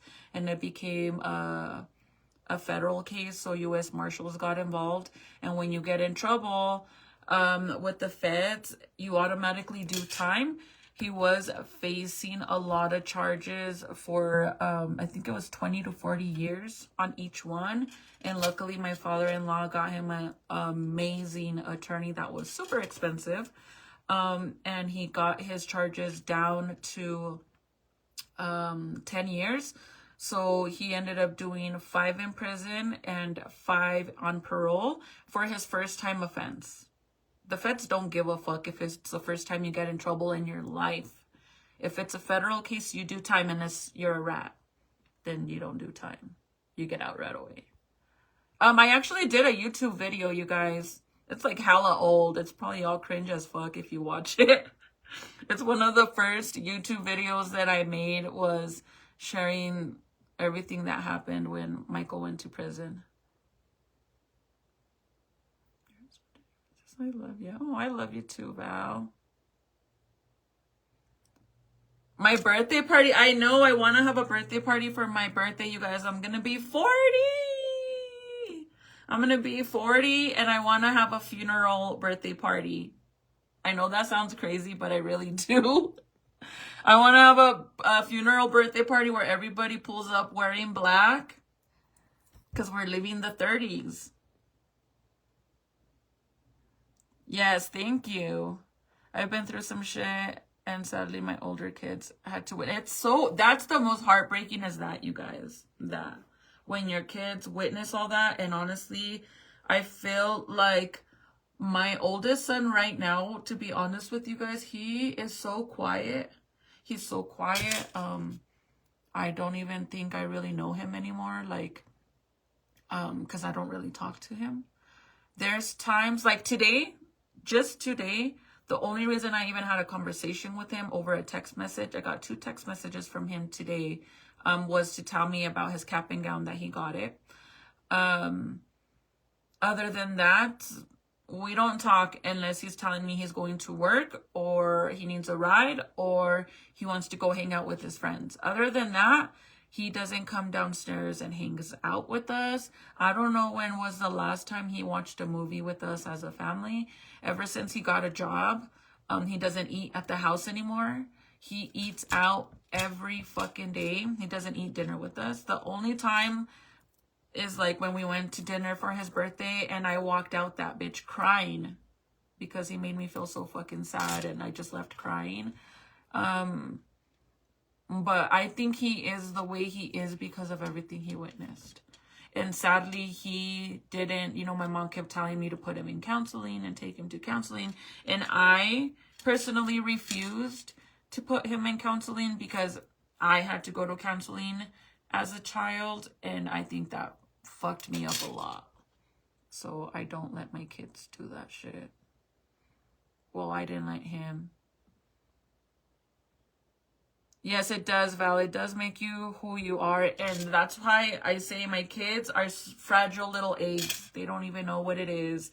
Because, like, sometimes I feel like they don't appreciate what I do for them. And I do a lot for them, you guys. Like, I do more than I wish my mom did. Like, even my mom tells me, like, she sees the stuff that I do with my kids and it makes her sad because she didn't get to do none of that. Like, literally, like, it's not that my mom didn't want to be there for me. It was the simple fact that she was in this fucking hole that kept, you know, getting deeper and fucking deeper and deeper. And if she let herself go deeper and deeper, we would have lost our house. We would have lost all our vehicles. We wouldn't have nowhere to live. I mean, my mom came from Mexico, you guys, from nothing. And now she has a very successful business. So she had to bust her ass to be able to have what she has. And that is the reason why I am going to be, you know, God willing, taking over my mom's business so she don't sell it or close it and it goes down the drain and all that hard work is for nothing. No, like, I want to take over and my mom retires and keep the business going, and then maybe later down the road one of the kids can. I don't know. But I definitely, while my mom is alive, I don't want her business to be sold or go down the drain while she's alive, because I just don't want her to ever see that. Because imagine busting your ass for so many years and not being around your kids or even your grandbabies. Like, my mom right now is mid-50s and she still works like a mother, you guys. They clean over 40 to 50 houses a day. A day. I'm not even lying. A day. A day. And my mom don't clean houses no more. She supervises the supervisor. She, you know, it's hard for my mom to leave. Like, I tell her, Mom, like, you don't really need to be at work anymore. Like, I do all the business stuff, like the invoices. I do everything that doesn't have to do with the business. I do it. But I tell her, like, you don't really need to be there no more. But it is so hard for her not to be at work. She's so used to it. She still goes and does shit. I think even if I go and try to help her retire, I don't think she will. I think she'll still be there. Having a good attorney is everything. Yes, honestly. And my father-in-law, man, dude, he did so much for Michael. That is his only son. And I tell Michael, like, I would really, really love one of these days to buy my father-in-law, like, for us to gift my father-in-law a Corvette, because my father-in-law sold his Corvette to get Michael's attorney, and it was like one of his favorite cars ever. And you know, he got rid of it so his son wouldn't go to prison for years and years and years. Oh, Carrie, thank you. I'm sitting here crying, girl. I think I look like crap, but thank you. You're so sweet. A funeral party, wouldn't that be cool?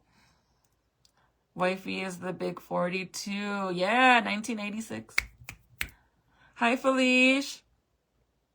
I went to counseling, and counseling really helped me. I still go. Yeah, not me, girl. I went to counseling when I was in kindergarten, and then I went to counseling even before that.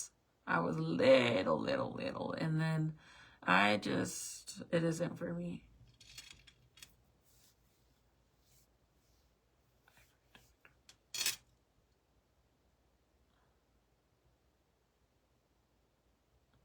Oh, Felicia, that's so sad. I'm sorry, girl. Like, sometimes, like, even though as a kid I was like any other kid that did dumb shit, like, the closest I've ever done that was the dumbest shit that ever put my mom through some shit, like stressful shit, was me running away from home when I was 12 years old. Other than that, my lifestyle and the lifestyle I lived, I kept my mom out of it. Even like when I used to, I don't know, when I had black eyes and shit like that, I never went around my mom. My mom never knew I went through that. Like, till the end, after I had Nathaniel and the shit like that was still happening, that's when I opened up to my mom. And my mom didn't really believe that it was possible for that to happen to me, because she's known him for 9 years. I mean, we grew up together as kids to adults, right? So my mom knew him for 9 years, so she never thought that he was that type of person, because he was really good at hiding it. Even his cousins didn't believe me when I would tell him that he used to beat my ass. So finally, and like I said, I kept it from my mom for 9 years, and then finally at the end, my son was born, and at that point, it was like, my son comes first, and I can't do this shit. Like, even when I was pregnant, I got my ass beat, you guys. And finally, I told my mom, and she finally believed me, and then I left his ass. And that's the first time my mom ever knew anything about me getting mistreated in any way, because I didn't want my mom to be stressed. And besides that, I knew that I wasn't going to leave him. So why the fuck would I stress my mom and tell her that this man was beating me when I knew I wasn't going to leave him? I'd rather just not tell her, because what's the point to go and cry to my mom and tell her that he put hands on me, and then my mom's all stressed out and worked up and can't even sleep and thinking about me every fucking day and wondering, like, what's going to happen? Is he going to end her life? Like, and then I go back to him. Why would I do that to her? And then now my mom has to be worried about me 24/7. Never told my mom anything about it, even with Serenity's sperm donor. My mom hated him since the get-go. He never, ever, ever in 6 years stepped foot in my house. My mom hated him. She just knew right away that he was a piece of shit. But she knew the type of man he was because I wasn't allowed to talk to my mom. I couldn't go over there. And if I went over there, he would blow me up. Other than that, after I left him, she started witnessing all the bullshit I went through when we were going through our parenting court hearings and for custody and all that. Then she saw that. She's seen all that. But other than that, I kept it. Even when I was selling and doing dumb things like making easy money, I was doing that myself too. And then I became an addict, and my mom didn't know none of that. The first time I shared with my mom that I was an addict was one of the times that I got clean. Other than that, I mean, and now my mom, I'm not trying to like brag or anything, but my mom does tell me that she is like beyond proud of me and my lifestyle now. It might be a boring lifestyle because I live a normal life, but it's not what it was before. So she's like very, very, very relieved that I don't live my old lifestyle, that I'm not with the toxic. My mom loves Michael like no other. My mom will literally side with that man over me. That's her mijo, and Michael loves his mother-in-law, loves her so much. It's so crazy to see how much my mom loves him and how much Michael loves my mom. It's crazy though. It's like my brothers, I didn't like Michael and my brothers, they talk on the phone and text and all this shit. Like this last game, Michael was telling me that my brother was gonna come. I didn't even know. I'm like, what the fuck? He's like, yeah, he said he was gonna come, and I guess Michael sent him the schedule for Junior's games. I don't even fucking know, bro. That shit's so funny to me.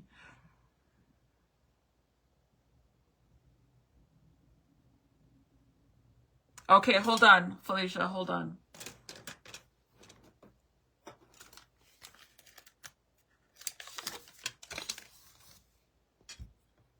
Let me go to the... Okay, hold on. There it is.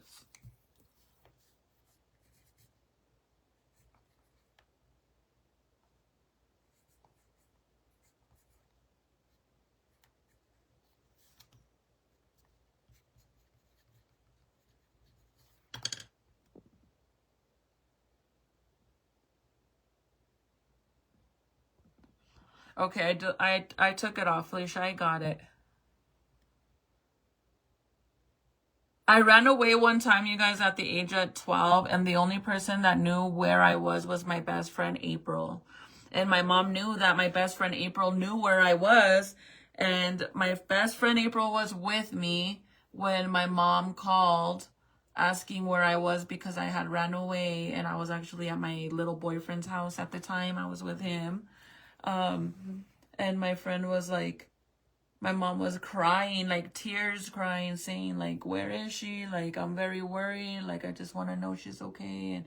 And my friend, I remember my friend was like this close to telling my mom because she was my best friend forever. Like, my mom considered her like her daughter because I was literally my best friend for a long, long time.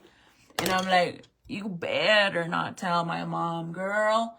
And it's sad, bro. It's so sad because now that I think about it, I truly feel like, man, I'm such a cunt, bro. Like, straight up, I am a cunt because how the hell did I not feel bad that my mom was in tears crying, stressing because she didn't know where I was? And I'm over here telling my friend not to tell my mom. I'm such a horrible person now that I think about it. And then... let me tell you, one time, Titi went and stayed the night at her friend's house. And I kept calling her, like, you know, normally Serenity, when she stays at her friend's house, she always checks in, you guys. Like, she will always call and, or text me, like, good night, Mom, I'm going to bed. Or good morning, when I'm awake. And, hey, Mom, what are you doing? Like, she normally checks in all day. My oldest son, whenever he stays at his friend's house, he sends me his location. He doesn't check in, but he does send me his location, and at least something were to happen, I know where he's at. But Serenity, you know, she's my little best friend, even though we bump heads like fuck. But she texts me all day and calls me, FaceTimes me, all of that. But one time, Titi went and stayed the night at her friend's house. And the next day in the morning, I was supposed to pick her up. And dude, she would not answer. She literally would not answer. I kept calling her and nothing. Finally, dude, like I was so stressed out. I went to the house. I went to her friend's house and I kept ringing the doorbell. They had like one of those Ring cameras. And I'm like, what the fuck, dude? Where's this little girl's parents? Like, you see me ringing the fucking camera. You see me not leaving, staying in the driveway. Like, they're not answering. Why would you not tell the girls to open the fucking door or anybody? But I guess she was, but they weren't answering her either. They were asleep, you guys. I was this close to calling the fucking cops. That's the first time I've ever been scared, not knowing where my kids were. And they were just asleep. I was so fucking scared.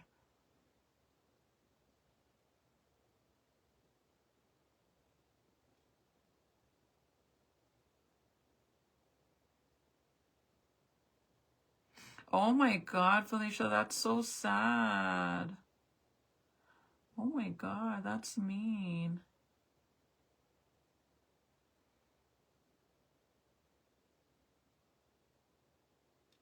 No, I deleted the number. I got it. Damn, that's sad. Okay, I'll send you a message, Felicia.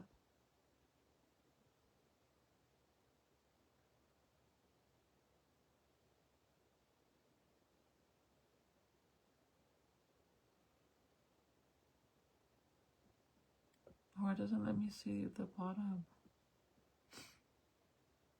of the message or comment. But hold on, you guys. Let me go and check the back of my hair because I added layers, but I can't see in the mirror in here. I just want to see if I need to add more.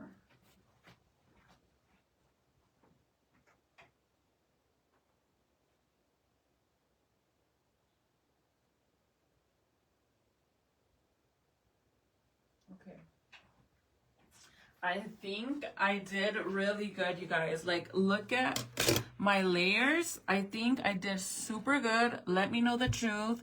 But I think my hair looks really good. Like, it all blends in. If you find any little area, please let me know in the comments if there's an area that I need to add more layers. Like, I don't want anywhere to look like steps.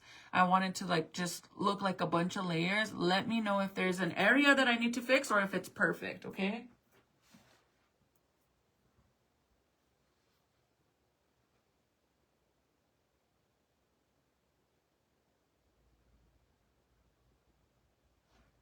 Let me know, because I literally cut the shit out of it. Because I was like, girl, I don't know why, you guys, I have been so, like, beyond fucking emotional. I don't know why. And this is why I miss my best friend Felicia so much, you guys, because no matter what, she would always be there for me and would always answer the phone no matter what time. And, you know, she sadly was going through the dark stages herself, and she was always there. And it just sucks because now, like, I think that I hold in so much and so much stress that sometimes, like, randomly, like, I just explode, bro, because I don't have anybody to really talk to. And I do have friends, but I also don't talk to them like that, like, all the time. So to go and just call them randomly and then just start fucking blobbing away and crying and shit, like, it's weird. And I feel, other than my cousin Jess, I don't really talk to anybody.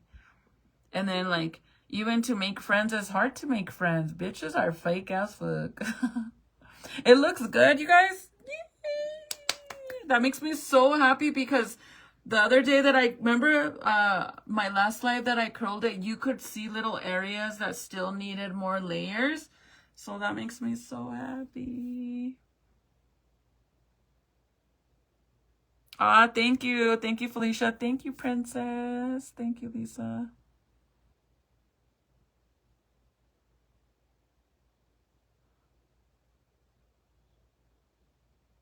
Oh, I miss my sometimes I wonder what my life would have been if I actually had a father in my life. Because I see how attached my kids are to Michael. Even like Serenity, that's her dad. Literally. He's been in her life since she was 7 months old. That's her dad. And Nathaniel too. I mean, they all consider him as their father, but I see them and I see the bond that they all have with him, and I wonder like what my life would have been if I actually had a good father. Because the when I did the shit that I do remember of my dad when he was with my mom is all bad stuff. I mean, he was a woman beater too. So it's like I kind of feel like I lived my mom's life, which is so crazy. I feel like my life is my mom's life. Okay? My dad was a piece of shit woman beater. Okay? I'm her firstborn. My firstborn's sperm donor, piece of shit. Okay? My second brother, okay, his dad, very toxic, very kind of drama. There was just a lot going on there. I don't recall him ever hitting my mom, but I remember him being very toxic and fatal and shit like that. My second relationship, woman beater like no other. My mom, my third brother, his father has been like the best thing that's ever happened to my mom. My mom's been with him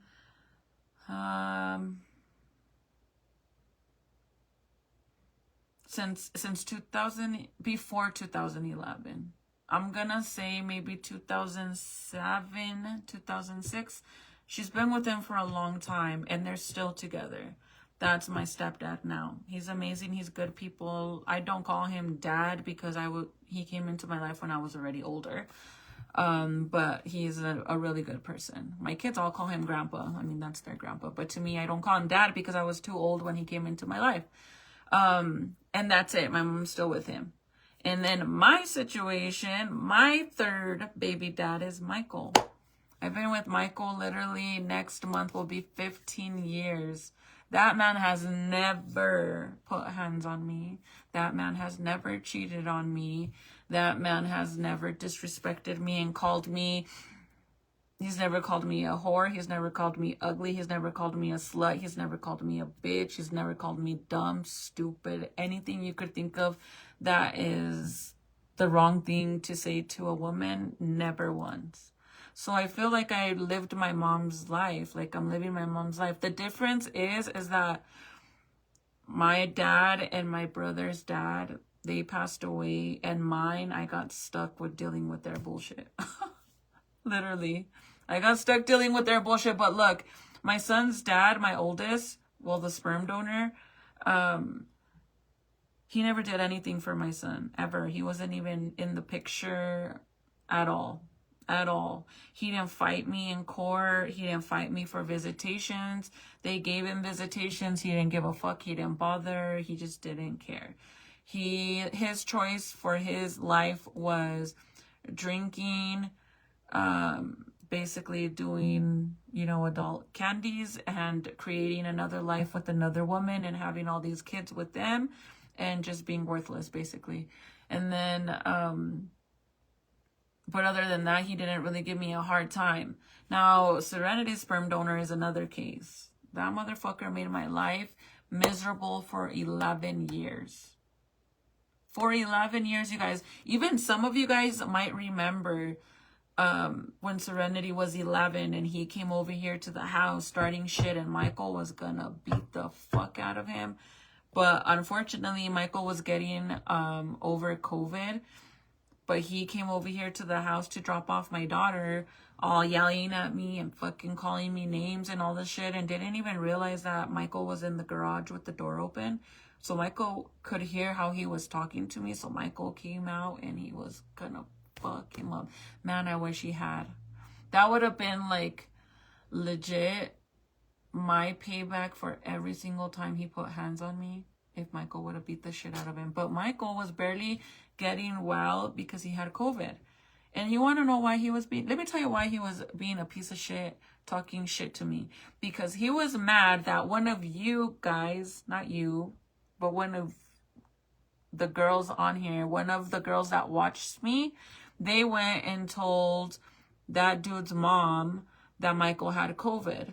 So I had told him to bring my daughter home. Besides the fact that I had told him to keep her an extra few days because of him being sick, right? But then Michael has gotten better. He was already getting better, so I told him to bring her home. So when he brought her home, he was all talking shit to me, like that I was basically what kind of mother tells their kid to come home when my man has COVID and I'm gonna get her sick. And it's like, dude, that's not even the case. I allowed you to keep her a few extra days because he was sick. So you wouldn't bring her home so she wouldn't get fucking COVID.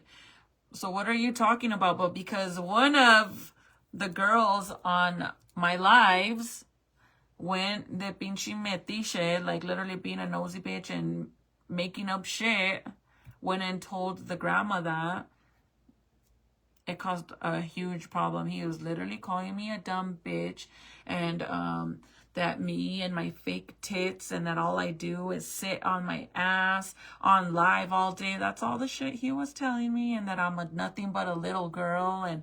And you want to know what's so funny? Imagine, like, at the time, which I don't even know right now. I mean, for all I know, he's still a piece of shit. Who knows? He hasn't been in my daughter's life since she was 11. So what? For 4 years, he hasn't been around at all. He hasn't been involved. He finally left us alone.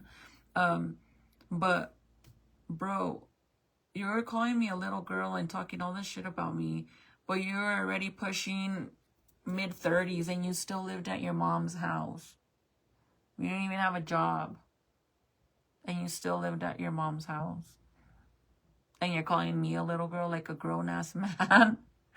As of right now, for all we know, he still probably lives at his mama's house. So a big fuck you. Because I know they still low-key watch, bro. You know what's like the most pathetic a lousy piece of shit sperm donor can do? Is to come and steal my children's pictures, basically my daughter's pictures that I post on Facebook, and then go and repost them on his Facebook, pretending like he's in my daughter's life. Boy, you are the most pathetic piece of shit there is. And then go and lie, dude. And then go and lie to other people out in the street and claim that the reason you're not in my daughter's life is because of me. Boy, bye. The fuck? Get the fuck out of here. And then to think that the people you tell weren't gonna tell me. Like, they were this quick to tell me. Thank you, Sabrina. That makes me so happy, you guys, because I really didn't want to cut anymore. I didn't want to cut no more, and I thought that I was gonna end up making it super short. Thank you, Dolores.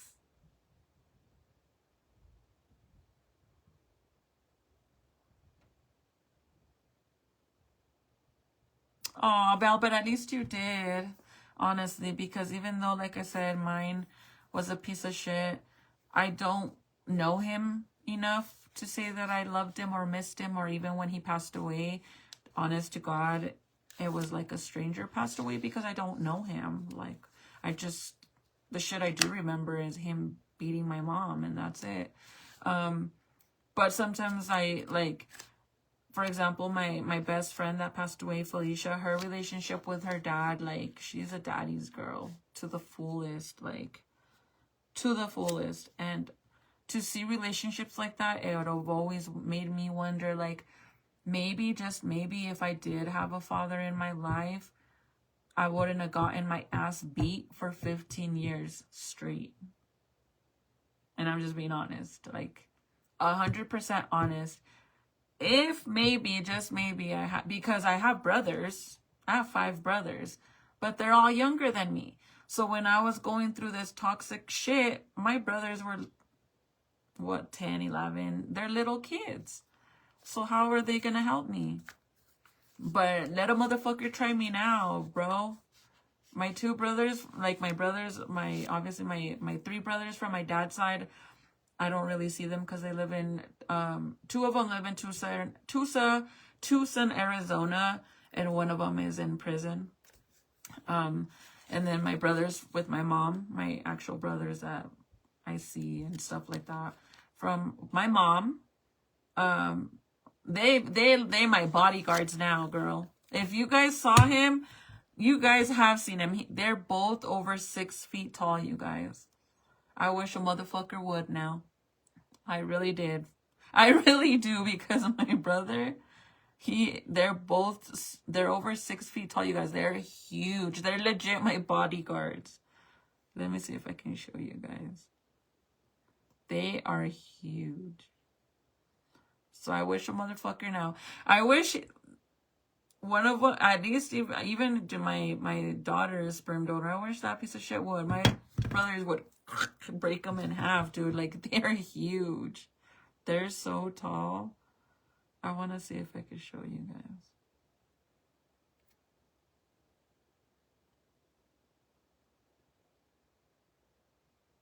Let's see. I have an old picture of me and my brothers. I think it's for Thanksgiving. And I just want you to see how much taller they are than me.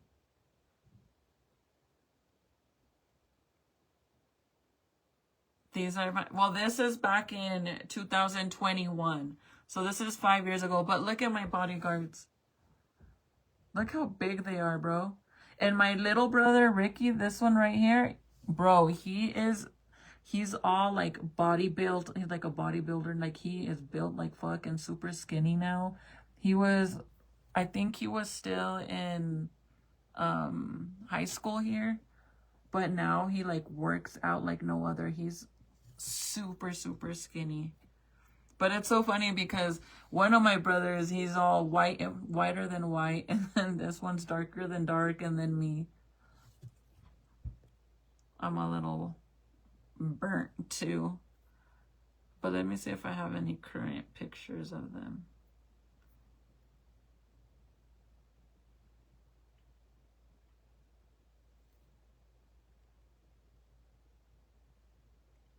I'm not friends with my brother on Facebook because one time he pissed me off and I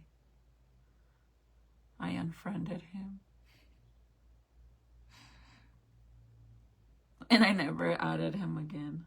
So this is my brother Luis. Which, by the way, I need a sister-in-law. I don't know how current this picture is, to be honest. I don't know because I'm not friends with him, but that's one of my brothers. And they're super tall, bro. Like, super tall. Let me see if he has any of my brother Rick.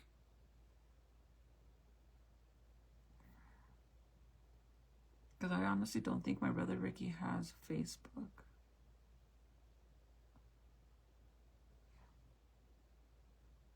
I don't think he has Facebook. Yeah, I don't think he has Facebook. I don't have any pictures.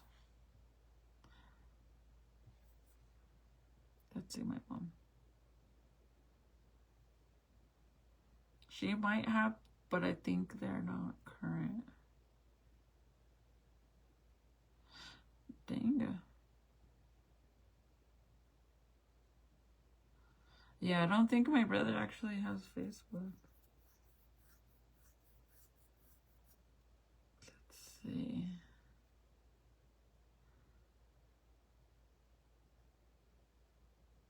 And then this is my mom, but this is an old picture.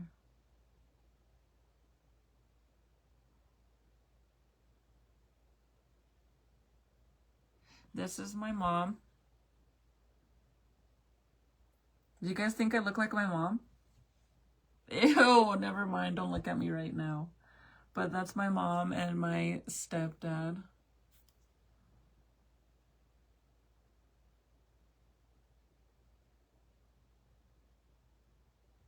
Yes, I do, Jess. I do.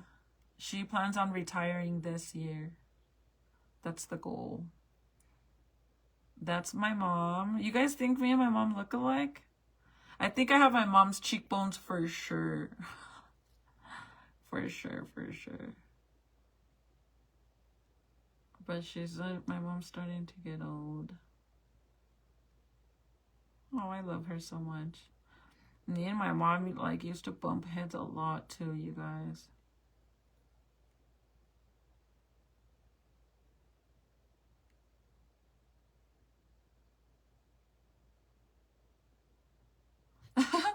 This is my mom and my auntie and my grandma that passed away. But that's my mom and her sister. Yeah, she looks really young, you guys. She's in her 50s already. Look at this one. Look at how old this is. This is 2021. I was actually pregnant with Jaden. Oh my God. Don't look at me. I look hideous. Let me show you though. Don't look at me though. Because girl, how can I cover me? Because I look so ugly. Wait, I'm serious. I look so ugly. I will show you guys, but there's my mom, my brothers, there's Nathaniel Jr. and hubby. Look at hubby. And then me. Ew, I look so ugly.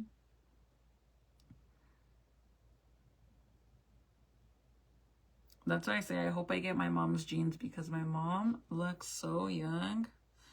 She's starting to age though.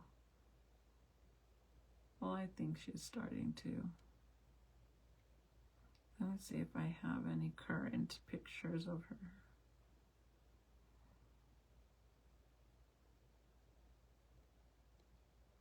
Yeah, these are old pictures.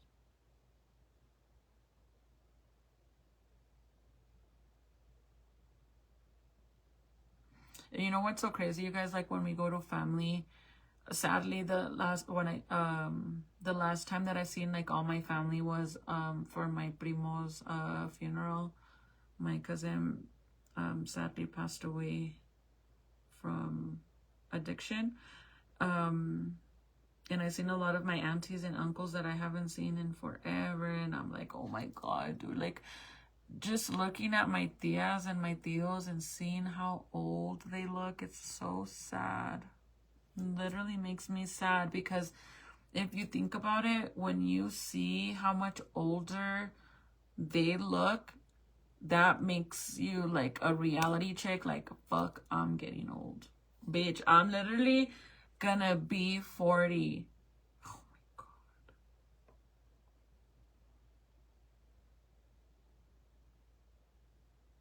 I don't want to be old, you guys. See, this one is October. I guess she looks a little bit older here.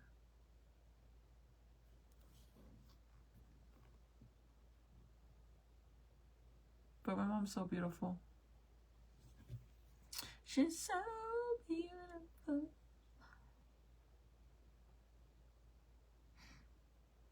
Bro, I was really on this whole fucking emotional fucking baby cry journey tonight. I'm sorry. I don't even know why I've started crying, honestly. I'm on my old Facebook account. And let me show you guys some of the old pictures I have on here. So remember I told you guys that Junior, before we went to go visit Michael in prison, and Junior was only gonna be, he was 3 weeks old, right? So he was less than a month. And I took him for a haircut. And he was so tiny, and everybody was like, all the guys that were there, they're like, dude, his little head was so little, and he was getting a fade. This is Junior before his haircut. Look at how little. Look at his hair. This is Junior before he got hit. This is him getting his first fade at 3 weeks. Okay? and then after.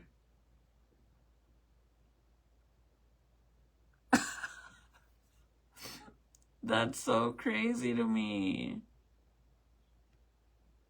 This is when I got Michael's last name tattooed on me when he was in prison. This was in, I got it done February 11th, 2013.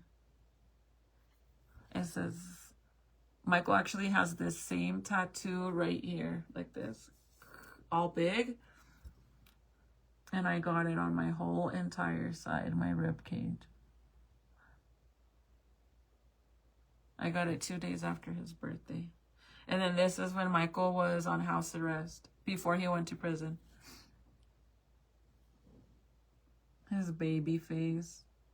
Look at his beautiful eyes, you guys. You can't tell me my man doesn't have beautiful eyes. He's so sexy. My sexy man. And then me with purple hair. This is February 2nd, 2013. This is my old Facebook account. All your boys resemble each other. You think so?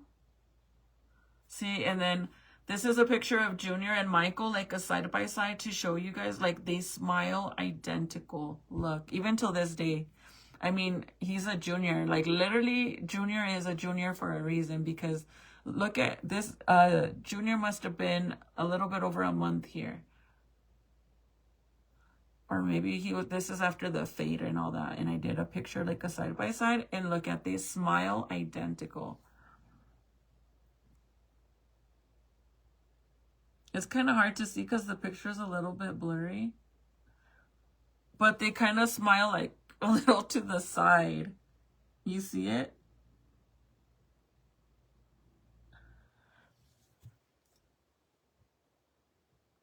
I look like my mom on that one. I'm telling you, it's the cheekbones. And I used to do the big old bump, girl. Look at that. Nobody ever better come for me, because look at that bump. Michael said that that's why he fell in love with me, because my hair.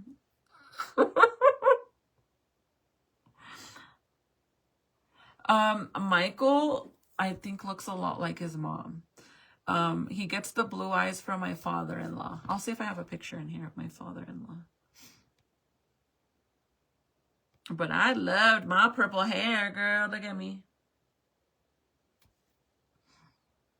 I loved it. This is when I was pregnant.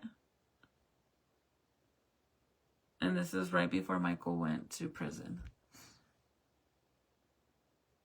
Or actually, I had already had the baby here, I think. Yeah.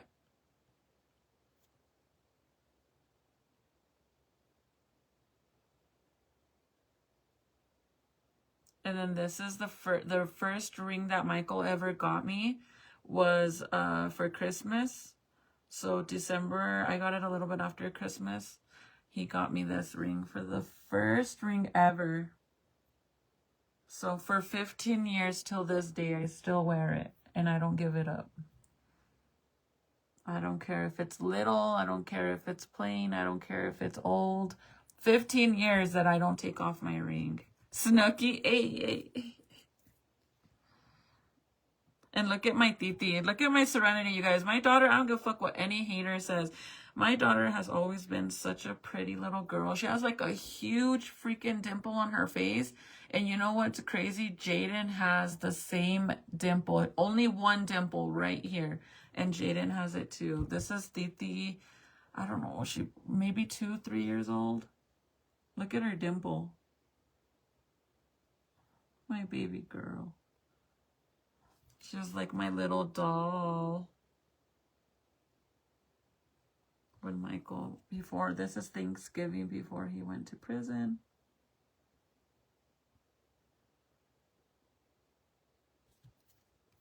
Oh, these pictures are really gonna make me sad. Christmas. Titi. Always in her dresses. And oh, thank you to whoever gave me stars, you guys. SJ, thank you. Thank you for the stars. And then this is the princess dollhouse for the Barbies that Michael built Serenity that we got her for Christmas. Got her all the princesses and it was a princess castle. She was so pumped. Look at him. There he is building it. But not him trying to flex, bro. Not him trying to flex. Like, what the fuck? He's like... That's so funny. And me and Titi. My little... She's always been a little diva. That's at my mom's house. But look at my face, you guys. This is how much makeup I used to wear when I first met Michael. What you see on my face right now was my daily makeup. Even going out. Besides, like, I would do my lips, but I don't have my lips done here. But that's my normal makeup. A shit ton of blush, foundation, mascara, and I don't even know if I have eyeliner or not. And that's it. Is that not crazy?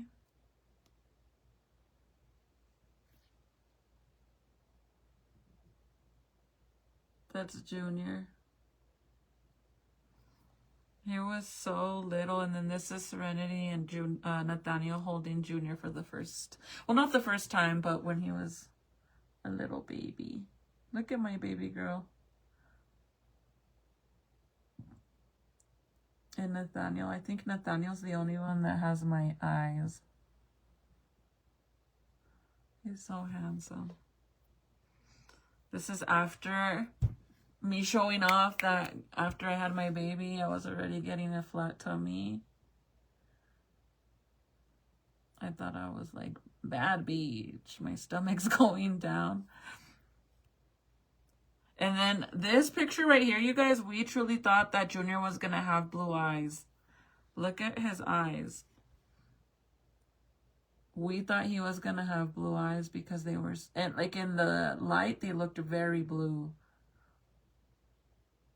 And the crazy thing is that out of Junior, Ezekiel, and Jaden, Junior has the darkest eyes. And as a baby, he's the only one that had the blue in his eyes. And Jaden didn't have any blue in his eyes, and he has the lightest. His eyes are literally hazel. Yes, Nathaniel still lives with me. Girl, I don't want him to leave. And then this is when I shared with the world that Junior was born. He kind of looks like Ezekiel, huh?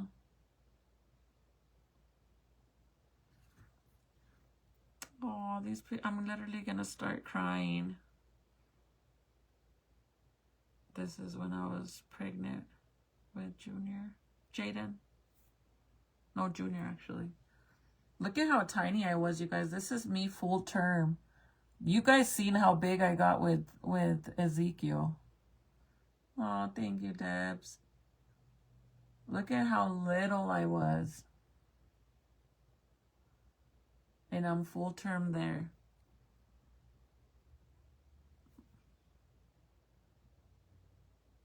Little mamas. Nathaniel and little mamas. For Halloween.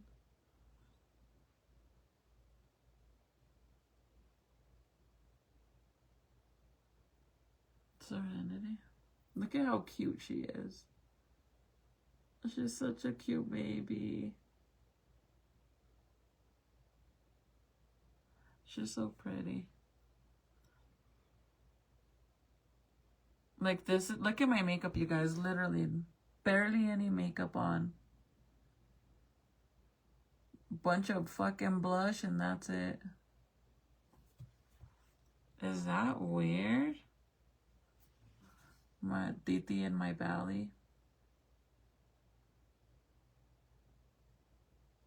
I think that's why Serenity and Junior have like the biggest bond ever. This is Nathaniel's haircut. My homie Dwayne killed it, you guys, with the designs. He killed it. That was Nathaniel's haircut. And then me again, pregnant. I was so tiny. And then this is Titi when she was a little baby.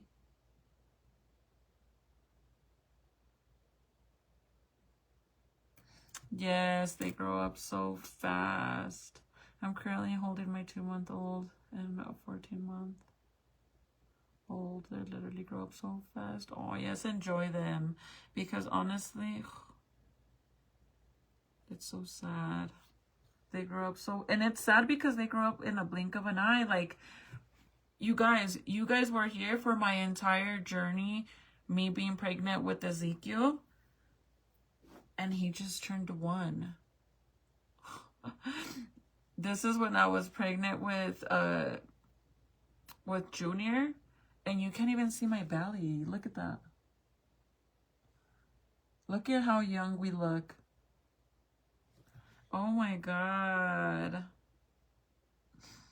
Look at how young we look. That's when I snatched Michael from all the dirty hoes.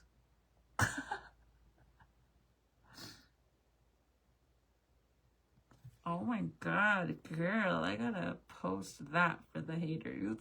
Just plain. But oh my God, that is such a long time ago. Look at us.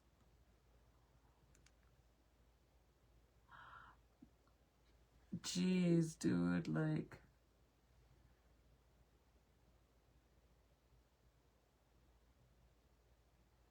Memory lane. This is my little apartment that I had before Michael went to prison. I had just bought my first little, one of my new little living room sets. I used to literally have a bunch of Marilyn Monroe frames like that in my entire house, you guys. I literally got rid of them all. But look at me and my big hair, girl.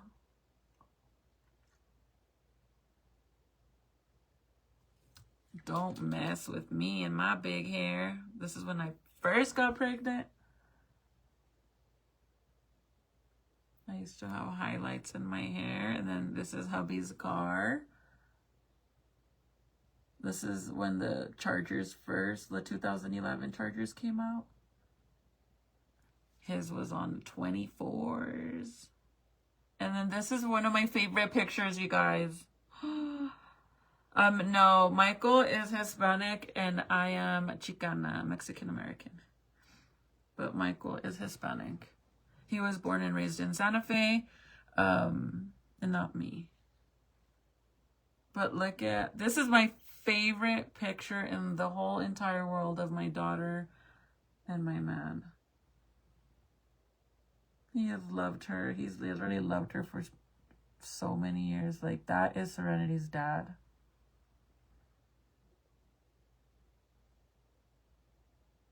Is that not the cutest ever?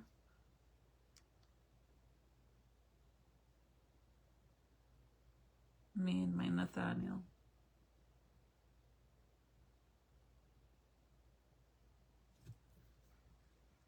I'm Mexican American. Soy Chicana. My mom and my dad are both from Mexico, but I was born in Houston, Texas. Look at Titi. In my heels. I'm gonna send that to her. She's gonna be like, what the heck? I even have a video of her all dancing. Her little heels. My brother when he graduated. So handsome. And then this is the first car I ever bought hubby when he was on probation actually. Because he was on pretrial before we found out he was gonna he had to turn himself in. I bought him this car. That car was so beautiful, you guys. I wish we never sold it. It's the first Fleetwood I ever bought him. It had switches and everything. I remember me and my brother-in-law went on a big old mission to go and pick up that car for him.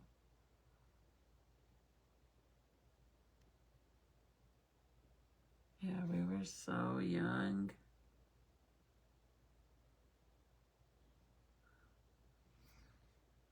Why did you move from Houston? I'm from there. I didn't move from there. I was just born there, girl. My dad has family out there. And honestly, I couldn't tell you why I was even born there, but I was born there. And then when my mom left my dad, after I was born there, I was raised in Juarez, the first few years of my life. And then finally, we ended up going back with my dad to Tucson, Arizona. And then when my mom left my dad, when I was a little bit older, right before kindergarten, we came to Santa Fe. But that's the only reason. I was just born there, to be honest. My mama has family de Guadalajara, and they are all blancos, pero güero y ojos de color. I came out.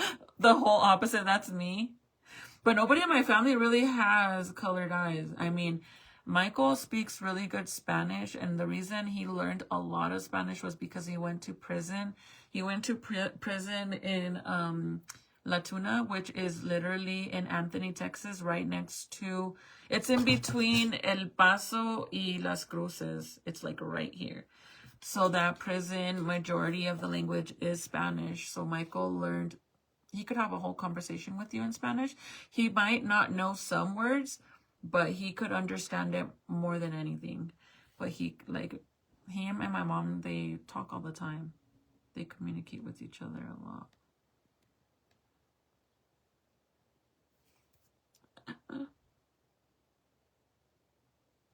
This is when he was in house arrest and we couldn't go anywhere. My titi.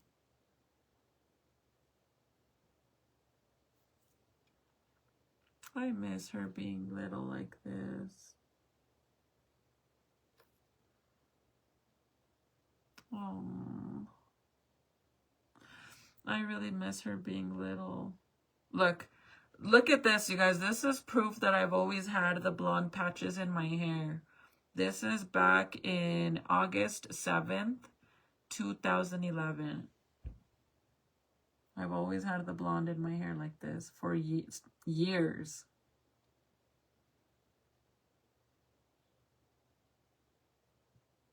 Do you, Princess, do you have colored eyes at all or no?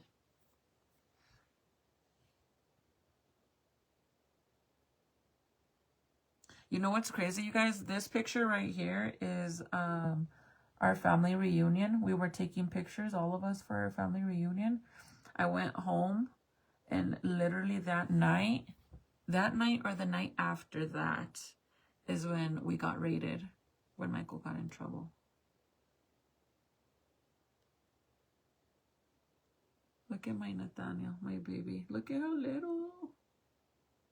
He's 19 now, you guys.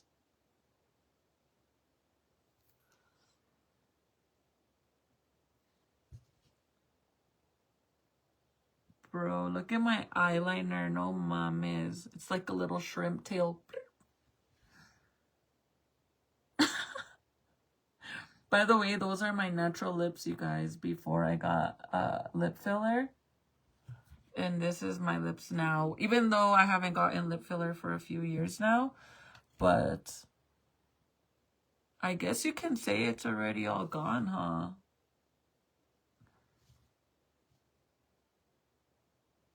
Because my bottom lip has always been big. Not super big, but bigger than my top. But yeah, my lip filler is completely out, huh? I followed you since before surgery, and I always remember that about you. The blonde, yes, I've had it forever. I have to wear colored contacts to fit in my mama's family. I'm the ugly duck in the family. I came out like my dad's side. Aw, girl, don't say that. Don't say that.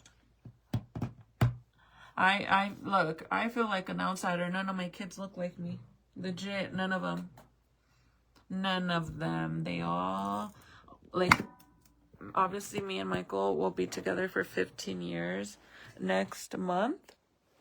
And obviously I have 3 kids with him, and all 3 of my boys look identical to him. I truly don't think that any of my kids look like me at all. They all look like their dad, all of them. So let me show you guys. I don't know if I showed you guys, I got Serenity this cute little puzzle. It's like a model puzzle where you have to like build it or whatever. Bro, I was supposed to come and build my little thing, and it's already 1. I've been on the phone for hours with you guys. But look she's not done. She still has a lot to do, but she started it yesterday, and it's literally a little model home. Look. Wait. Hold on. I'm about to drop it. But look at it. Hold on. Let me move it so you guys can see. She's just started building it. Isn't this cute? It's real wood too, you guys. She had to build the bed. She had to put the trimming to the bed. She did the walls, the wallpaper, the blankets. She had to cut them and sew them. She's starting the little lamp. See the little lamp? The dressers, the window. Isn't that the cutest ever? Did your kids come out with? None of them. Serenity and Jaden are the only ones that have hazel eyes. Other than that, look, that's gonna be a little lamp. And it will turn on, you guys. Like, they gave her all the stuff to do the electrical and stuff, and then like the little window. She has to put it on the wall, I guess, somewhere. And it's all made out of wood, you guys. It's not paper. It's actual real wood. I love for her to do stuff like this. I mean, because yeah, she's 15, but I'm happy. I love that she still likes to do stuff like that. So it's supposed to look like this, and like I said, the little light turns on and everything. She has to do it. It's gonna look like that. Of course, she could rearrange it however she wants, but it's gonna have all of that. Isn't that cute? It has a little purse. Look. It has a tiny little purse.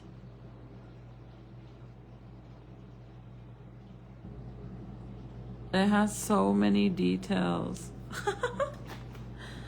I got it from her. If anybody's interested, look at all the little things. She has way more stuff in here. And then like, oh shit, I just dropped all the wood. But look at all the electrical wiring and stuff. Like, she literally has to create all this. It's so cute. When I went to Hobby Lobby to get my stuff that I needed, they had like a bunch of different models and different sizes. So I got her the little one just to see if she would even be interested in doing it. And she's been doing it every single day. She does little by little. But it does take a long time, you guys, because you have to literally put everything piece by piece. You gotta build it all from scratch. But I like for her to do it because at least she's not over there fucking with boys and vaping and doing fucking stupid shit. Like, at least she's at home doing that instead of, I don't know, having a boyfriend and, like I said, vaping and drinking and doing dumb shit. At least she's at home doing that. So I can't complain. It's cute. I got it, like I said, they have different ones at Hobby Lobby. They have bigger ones. They have like a little ice cream shop. They have a library. They have a bunch of different ones. But I got her the small one because I just wanted to see, like I said, if she would even do it, because it is a lot of work. But that little one cost me $10. I think it was $9.99. And then the bigger ones are more expensive. But this one was $9.99 because it's only a little bedroom. That's all it is a little bedroom that you put together. So it's $9.99, and then from there it goes up. Like, one of the little shops was like $45 or some shit. $9.99. Not bad at all. As long as it keeps her out of trouble, you know. I'm grateful, dude, that my daughter's had only one boyfriend, and right now she's focused on herself. And I definitely don't want my daughter to be one of them little girls that has a boyfriend every so often, and they be changing boyfriends like they change their panties. I don't want that for my daughter. I want my daughter to go to college and do her thing, and I want all my kids to experience that and not go through relationship drama. I really don't. Like, I want them to have fun, and I'd rather them just date instead of be committed, because, girl, I wasted literally 15 years of my life on 2 pieces of shit, and I don't want my kids to go through that. But I also don't want them to be little, in their language, 304s at all. But I'm gonna go, you guys. Thank you for hanging out with me, and I'm sorry for the venting and the crying. I don't know what the fuck was up with me. I've been like very emotional, and maybe because, I don't know, I just have a lot that I hold in because I don't really get to talk too much. And it's nothing bad, but sometimes it's good to let it out. I'll be good for a while now. But thank you guys. I love you guys so much. I'll see you guys tomorrow. Tomorrow for sure, you guys. I'll show you guys. I'm gonna start a little bit now. At least for 30 minutes. I'm gonna start working on what I got. That way you guys could at least see what I'm doing, because I need all of this for Memorial weekend. And I'm gonna be doing 2 pink ones. I might do a purple one, so I'm gonna do these 2 colors, and then I'll show you guys. But I thought I got purple. Oh, I did. Look. So I'm gonna be doing these. I just gotta put everything together. And then I got that little wood burner too. I got this wood burner at Hobby Lobby because I needed to cut it and seal it. That's what they used. So I got this. We'll see if it works. But anyways, you guys, I love you guys so much. Oh, before I leave, one last thing. Look at what I got my mom. One of the little things I'm gonna gift her for Mother's Day from the kids. It's super cute. I think I might take it back to exchange it because I think it might be a little bit broken. But look at how cute this is.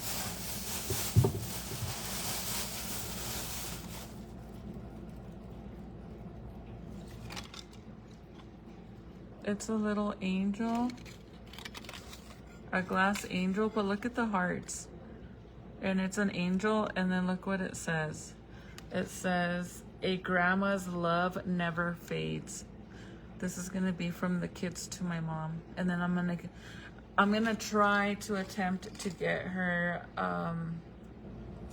a Pandora charm for each one of the kids, so each one of them could give my mom a gift, and it's gonna be a little charm of a boy or a boy or a girl. So because my mom was saying that she wants a charm for all her grandkids, so I think that's what I'm gonna do this year for Mother's Day, and give her this. This is super cute, you guys. I got this from Walmart, and literally there was only 2 left. So if you put it against the wall, the little hearts will be in the background of the wall. Isn't that so cute? I thought that was super cute. Honestly, I don't know how much it was. I just got it. But I don't know if I should exchange it but then again, I don't know if there's going to be any more. Because you kind of have to mess with the switch to get it to turn on. But anyways, las quiero mucho. Buenas noches. You guys have a good night, and I'll see you guys tomorrow, okay? Bye.